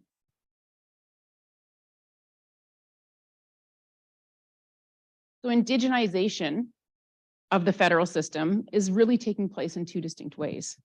One is notably with the increasing number. You've got more Indigenous bodies being pushed through the system. The second is the inclusion of programming and facilities labeled as Indigenous specific. So broadly, also the literature on inmate experiences relies really heavily on numbers and quantitative approaches. There's really an insufficient amount that investigates healing lodges from the perspective of people who've actually served time there. However, this does the CSC's measure of success focuses on whether a former inmate re-engages with the system, so whether they become a number again. This does little to determine what rehabilitation, reintegration, and healing actually mean. It fails to consider health and well-being as valid metrics for success. There's actually a lack of information on the ways in which cultural prisons in Canada, like healing lodges, affect the health and well-being of Indigenous people and Indigenous women more specifically. It's also apparent that the voices of Indigenous women are lacking. They're notably absent, despite being the fastest growing population in the federal system. The lack of voices means that policies and programming don't consider experiences or needs of Indigenous women who are incarcerated. And this means that the programs may not actually address the factors that lead to them getting there in the first place. So Indigenous women started the conversation that led to healing lodges being created. And really, it should be their voices that reshape and rethink what healing, health, and well-being mean in a prison environment. There's a need to rethink how success is measured more broadly, to understand the degree to which an Indigenous woman can become content, productive, and able to contribute to their communities. Once released, we need to move beyond the numbers. In 2018, I partnered with the Elizabeth Fry Society of Saskatchewan for my master's. Partnering with EFRI was kind of a given. They are one of the primary organizations that provides support and services to many Indigenous women on the prairies through all stages of the criminal justice system. They're the only organization that makes monthly visits to OOHL. I will preface that this was pre-COVID. COVID kind of put a big blip. I'm not even sure if they've gone back in since 2020 because there's either been an outbreak and their visits have had to be canceled. So that puts added strain. For that project, we interviewed 4 Indigenous women. So 2 were Saulteaux, 1 was Métis, and 1 identified as First Nations. The focus was really on Indigenous identity. We narrowed it down quite a bit. The interviews were semi-structured, one-on-one. They took place at Station 20 here in Saskatoon. Given that OOHL is a state-run cultural prison located in a very particular First Nations territory, we wanted to understand how CSC's pan-Indigenous Aboriginal cultural programming impacted the identity of women who were not from that territory and serving time there.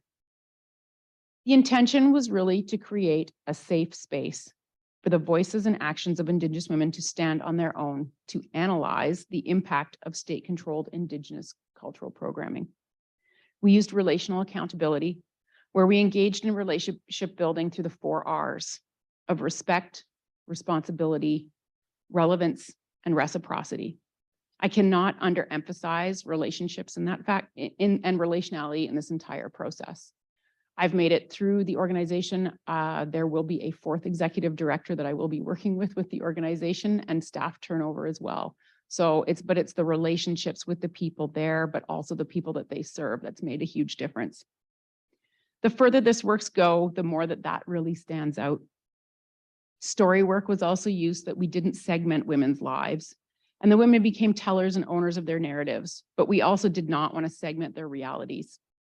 It served to counter the narratives written by the dominant, which have a vested interest in keeping these systems intact. A system that requires Indigenous bodies to sustain it. The findings were really separated into 3 themes. So there was early memories and identity pre-adult incarceration, experiences at the lodge, and then post-incarceration. Many of the themes related to relationships in various capacities. Loss played a significant role due to colonial legacies such as residential school and child welfare systems. As we've heard from other presenters here today, loss is significant. It's not just loss of a family member, but you have loss of identity, loss of culture. There's so many components of loss. Women often lost their primary cultural teachers and mentors at a very young age.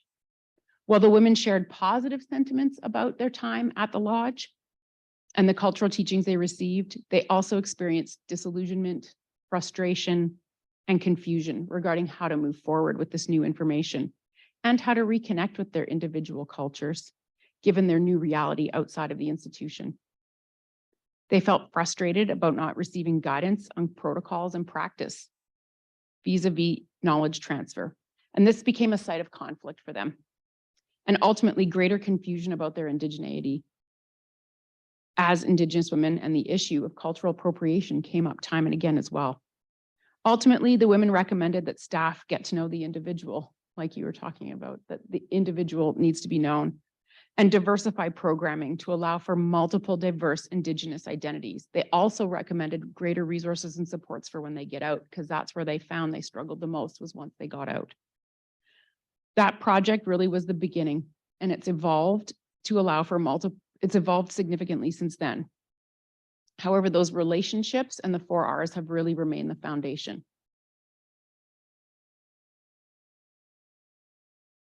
So while the initial MA, we focused on identity, things needed to shift based on conversations that I'd had with the organization and some of the women and some of the patterns that they had been witnessing. The organization was not confident that women were being released with the necessary skills or supports in place to be successful in community. Not only that, but they saw that many had extensive histories connected to colonial trauma. We decided to broaden the scope and look at healing, health, and well-being, especially since the only measure of success is whether a woman returns to prison and becomes another number. The organization was also looking to integrate some trauma-informed programming into their repertoire. The CSC has dominated the discourse and attempted to indigenize the prison system. So instead, we wanted to center Indigenous ways of being, doing, and knowing to ensure that we did not perpetuate colonial extractive research that subjugates knowledges. Doing so challenges the current assessment mechanism and how success is measured from a participant's perspective. We also continued using relational accountability to center the relationships with participants, to place them as the knowledge holders. Giving the organization's longstanding history with the Healing Lodge, the organization wanted to interrogate whether the lodge was doing what it was supposed to be doing. We also wanted to honor the relationships, connections, and collaborations that women's perspectives could assess and contribute to women's healing, health, and well-being. And we really wanted to investigate the extent to which CSC State-Run Healing Lodge, OOHL, positively or negatively affected Indigenous women's healing journeys, their health and well-being once they got out. We also wanted the project to give back to the community. That was a big piece. Again, the focus remained on not segmenting women's stories because we need to see the whole picture. Breaking them into a single choice or event was something that was already happening through the criminal justice system and much of their lives. So you can see those are snippets of images. So I wanted to pull them out because you'll see them. They might seem like they're in context, but then moving forward, you'll get a better idea of the picture.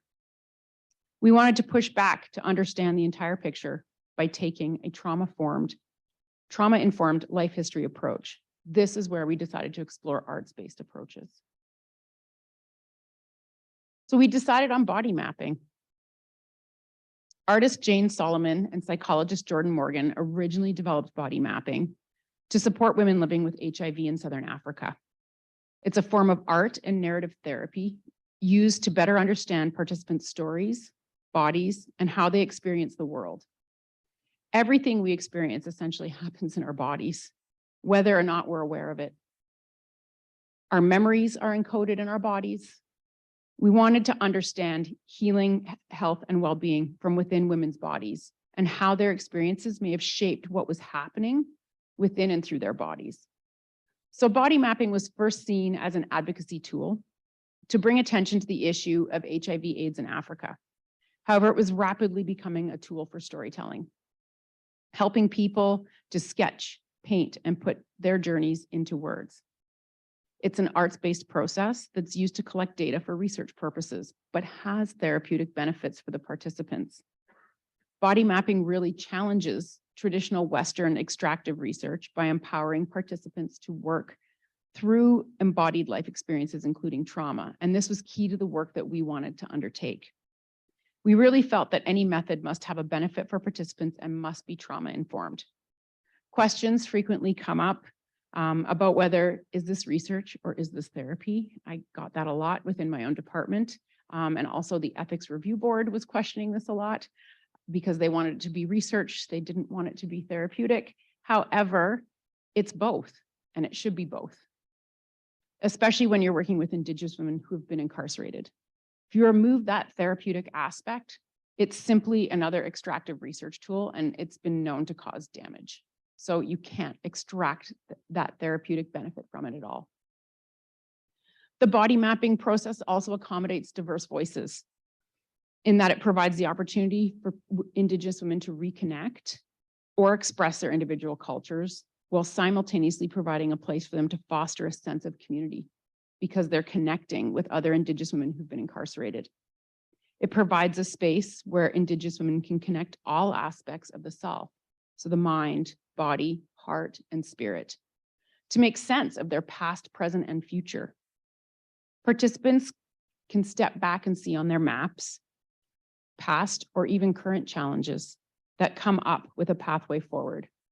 They get to witness their journey and notice where more attention might be needed or where they've done well. The other piece is that everyone can create art. We're all artists at heart. There's no such thing as a mistake when you're creating art. So that's the beauty of using art as a form of expression. Art is really about observing, paying attention, experimenting, and taking chances.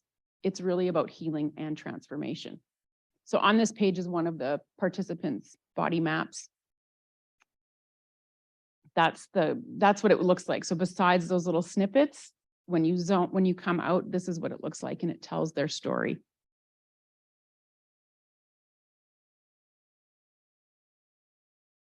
We tried to have flow to the workshop. We lived in residence out in a space that was 30 acres just outside of Saskatoon. We stayed together for 3 nights. We worked together, we ate together, we processed together, we laughed together, we cried together, and we talked. We really talked. There was one facilitator and Grandma Peggy. Grandma Peggy was there to hold the space and bear witness to the process. She cooked to nourish our bodies. She really fed our mind, bodies, and soul. She filled everyone up so that they could continue even when they thought they might not be able to. The days were broken into 4 themes over 2 full days. So we started with where you've come from. You'll see that's kind of in the top right-hand corner. And then we move into on the bottom right, what you've overcome. And this is where they talked about their journeys and experiences at OOHL. Next was, where are you now? And then in the bottom left, and then it moves up to the top left, which is followed by, what does the future hold? Here they looked at what they wanted personally, but what they also wanted for OOHL, because even though many of the women experienced positive, there was a definite positive impact that the lodge had, they still felt there's so much more room for improvement. So each of those kind of quadrants, there were 3 to 4 arts-based activities that we worked through in each session.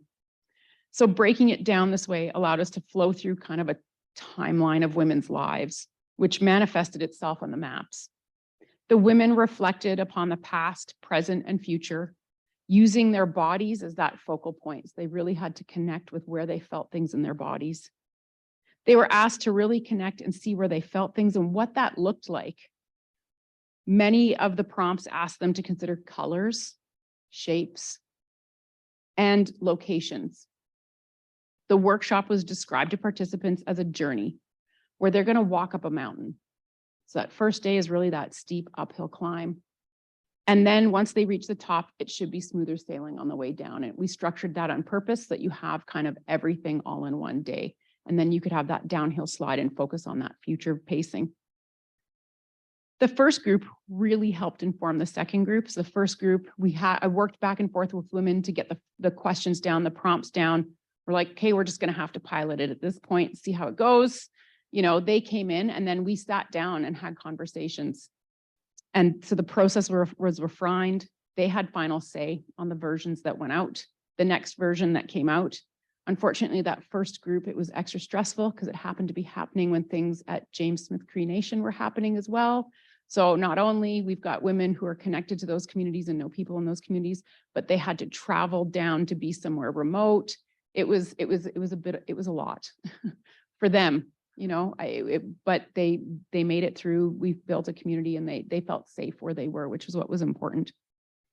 The women were really empowered to shift the research as it progressed. And women were also invited back to support the next group that we're going through as well. So if a woman wanted to come back, they were more than welcome to come back.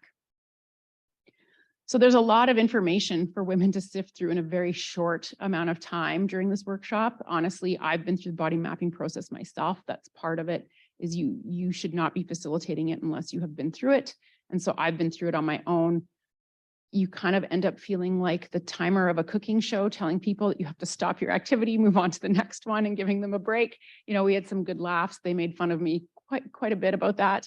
But in the end, no amount of time could be enough to get what you want. But we said, you know, we'll do as much as we can, and then we'll build the stories from there, and you guys can control it.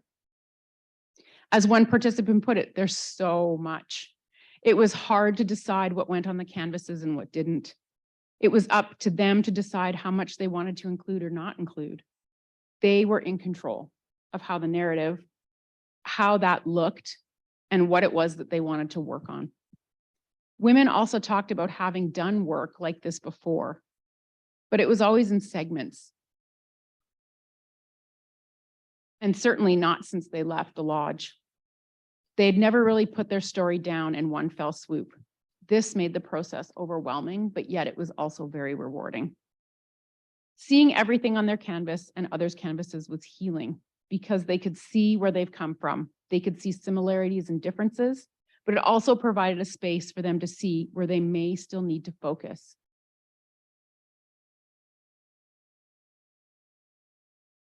And sometimes I find it's the absences can speak volumes as well. As Grandma Peggy said, one of the things I really like about this project, there's a lot of things I like about this project, but I like sometimes we can talk about things. And we talk about things, and maybe there's a place for that. I'm not knocking that. But sometimes when we come outside of our element into things that maybe we haven't done before, that's why music moves us. Artwork moves us. Different mediums help us to get in touch with different parts of ourselves. And so watching the transformation from a blank canvas to the colors and the thought and the heart and soul you poured into your work, I think is absolutely wonderful.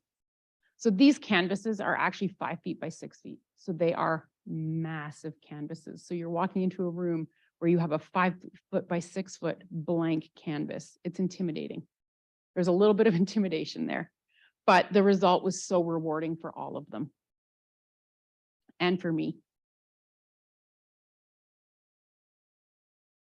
So I've already mentioned some of the benefits of body mapping. It's hard to disconnect them from the arts-based approach itself because I really find it's all interconnected with the method itself. But I'll do my best to kind of succinctly get to some of the more tangible benefits. The body mapping workshops we really did in a group setting. So participants supported one another and they inspired each other. There's lots of conversations about, oh, how did you do that technique? What, I really like what you did there, but they're all so unique. And they reflected on their own lives, personal journeys, experiences with healing and well-being. Some of the women had pre-existing relationships. It was interesting. I noticed there was a pattern where they came and they knew other people. So they had people that they knew coming into it. I couldn't imagine coming in and not knowing anyone to a workshop like that. But then they made new connections as well. We wanted it to be an opportunity for them to reclaim, remember, and restory their journeys. So one woman stated, definitely wasn't sure what to expect, I guess, and a little overwhelmed seeing how big those were to paint. But I mean, realistically, once you put your heart and soul and your mind into what needs to go on there, it definitely is healing. Because as I was painting, it was almost like each stroke and the brush was talking to me. While we wanted to explore healing, the process was itself a source of healing. It's not just what happens during that session, but what happens after as well. One woman said that it helped her dive deeper into self-exploration. And this didn't just end when we left. I've kept thinking about it, she said. Participants, and because they came back as well, they kept reflecting, and they could reflect in the process of watching others go through that. Another one commented that even though they've done this work before, it's a good way to look at things they've processed and see where they might need to do some more work. Because you think you've done it all, but then you do something like this and there's always more. It's like peeling back layers. While it was hard work, it was also a good way to reconnect with themselves and others they may not have seen in a while. It strengthened relationships and provided a space for them to dedicate time to themselves, time to work on themselves. Most of them were only able to do that when they were in OOHL. And since they got out, they're too busy trying to live every single day to be able to do that and to focus on themselves and to focus on their own healing. So they had to spend 4 days secluded in rural Saskatchewan to be able to focus on themselves again. And they said it really was rejuvenating and refreshing, and it brought them right back to what they learned, to their teachings. So where do we kind of go from here? We're working on kind of collaboratively, we're working with the women to figure out what they want. These are their stories, really. The canvases are their lives. They really are living expressions of each individual. Some initial thoughts have been to publish a book of their maps along with written narratives, because they do have written narratives that accompany it. They've also expressed that they want to draft a guide for women transferring to the lodge. Many said they didn't understand what healing meant or what that place meant, nor what the expectation was at the lodge. So they hope that by doing this, other women will make the most of their time at the lodge, and hopefully it will break down that inmate mentality first, and they can get the most out of their time there. They want every woman at the lodge to come out well on their healing journey with a positive sense of well-being. We've also talked about an interactive art exhibit, taking the show on the road, and where you walk up with a QR code that you scan, and then their recording will come up. We also want to continue to offer the program, and we're looking at developing a train the trainer model. And so women who've been a part of it will get the necessary mentorship to then become facilitators, and then they can go and offer it in their communities. And so we would go and support them, and then we can develop a network. In this way, they become empowered to support and guide other women on their continued journey of healing once they get out of the institution. And that was something the women really said, is that they didn't feel that this program should be offered inside the lodge. It was definitely something for afterwards, because they said it really gave them some perspective and time to process. So in closing, like one of the ladies said, it's a whole lot more than just painting. So thank you very much. If you guys have any questions, like I said, this is kind of an initial work in progress. We don't have the findings. The big one is, yes, the Healing Lodge positively impacted, but there certainly is some work to be done there.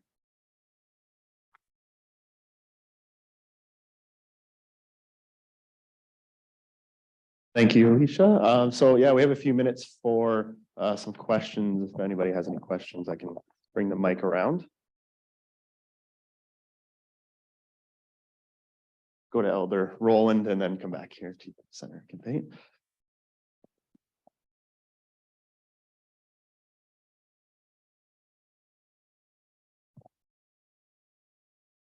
Yes, thank you for your presentation. I enjoyed it.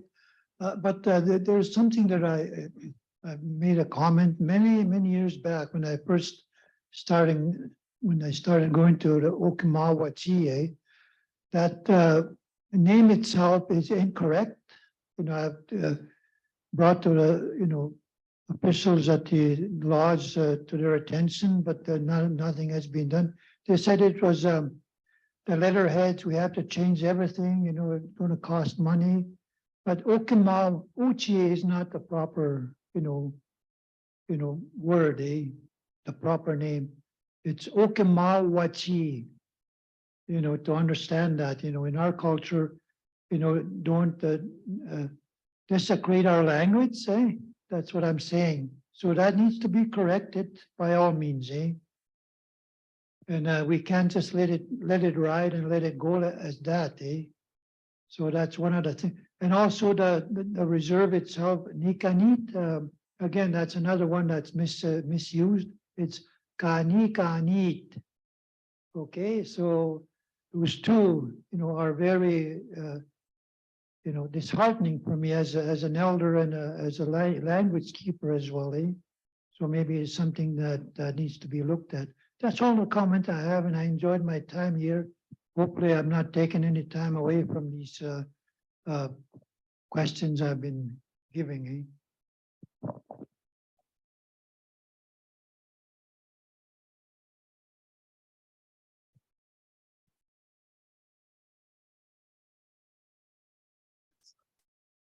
Thank you. Thank you for all the work you've been doing and thank the women as well.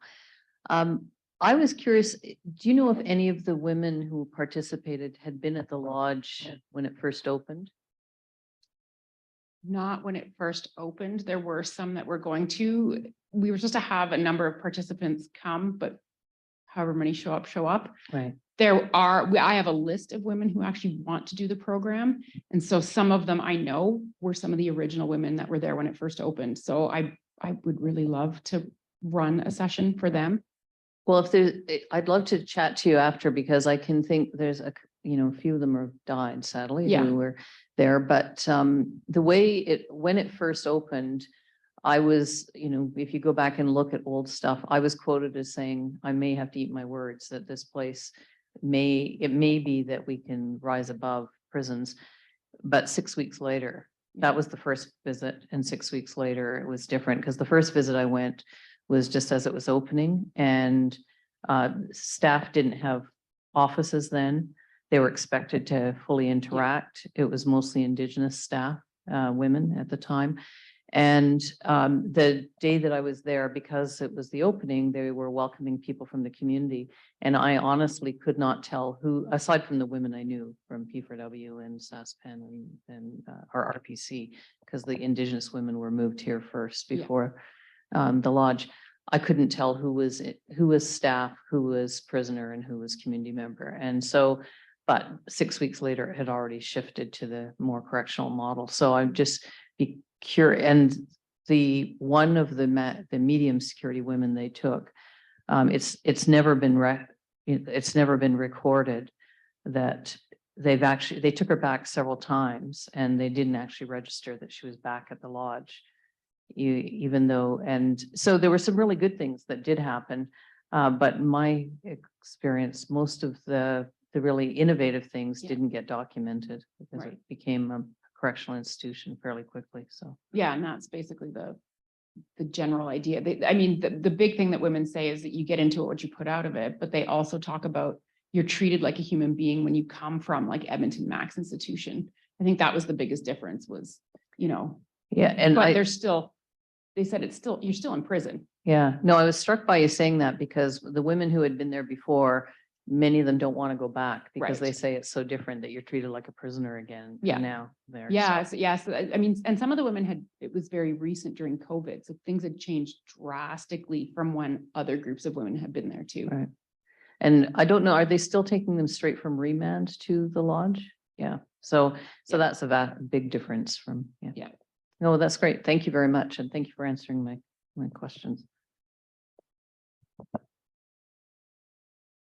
Any other questions? online? No, no. No. All right. All right, well, thank you, Alicia, for your presentation.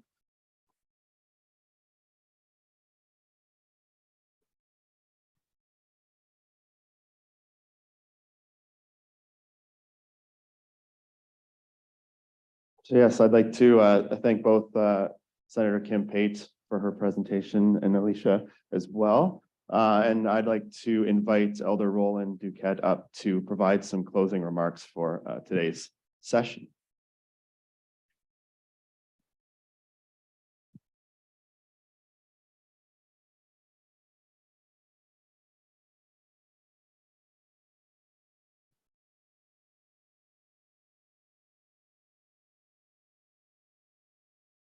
We squat when a nascum one with the squat big squan, kaki when a nascum wean, and mute a man a bit og go big squeak.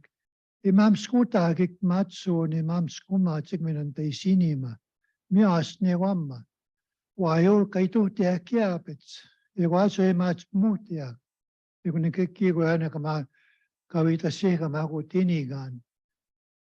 In the man meet capits meet it near here over to go up Magaknista Gapchik, Kavita Punguakik. Good afternoon, everyone. Just in closing, I want to commend all the presenters. It really encouraged me to, believe in myself, believe in what I do, believe in what I walk every day, to know that there's people out there that are aging into our people, eh? And it'd be nice if we could see more, indigenous people in these formats, eh? Because that's part of that inclusion, eh? That we talk about. The expert people that we had, the two young men here, they're the experts, eh? That's what we need, the success, eh? Stories, eh? More so with our elders, to get involved, which is my passion, eh? And I think that's where I stand today in recognition of our matriarchs, eh? Like Kim and the woman leaders, eh? They are our matriarchs. I'm a passion man for bringing back that role for the woman, eh? Because without them, we wouldn't be here, eh? We have to address that in a personal sense, in a spiritual sense of how the woman, related with us to be who we are as, in a moral thing, eh? As men, eh? And as people. So that's my message today. And don't give up the faith, eh? Just keep walking and walk the land, feel the land under your feet. And that way you energize yourself to know that Mother Earth is looking after us, eh? Mother Earth is creating that awareness of who you are as a human being when you touch a texture of different things under your feet, eh? Remember that that's the human part of that relates back to your awareness of where you step, eh? And how you step, not who you step on, eh? Okay, I thank you for that, and I thank you very much for allowing me to say a few words. That's my closing comment. And everyone when you go home to your home fires, the radiance will come to your energy, eh? How it is when you go to a loving home, eh? You will find that, not to a place where it's cold, maybe, things happening in your life, but don't take it home, eh? Leave it where it's not, going to surface again. So that's my message. And kinanas kung no kakyo mo istas me nakiapit skito ang kanakskato nano. Hi.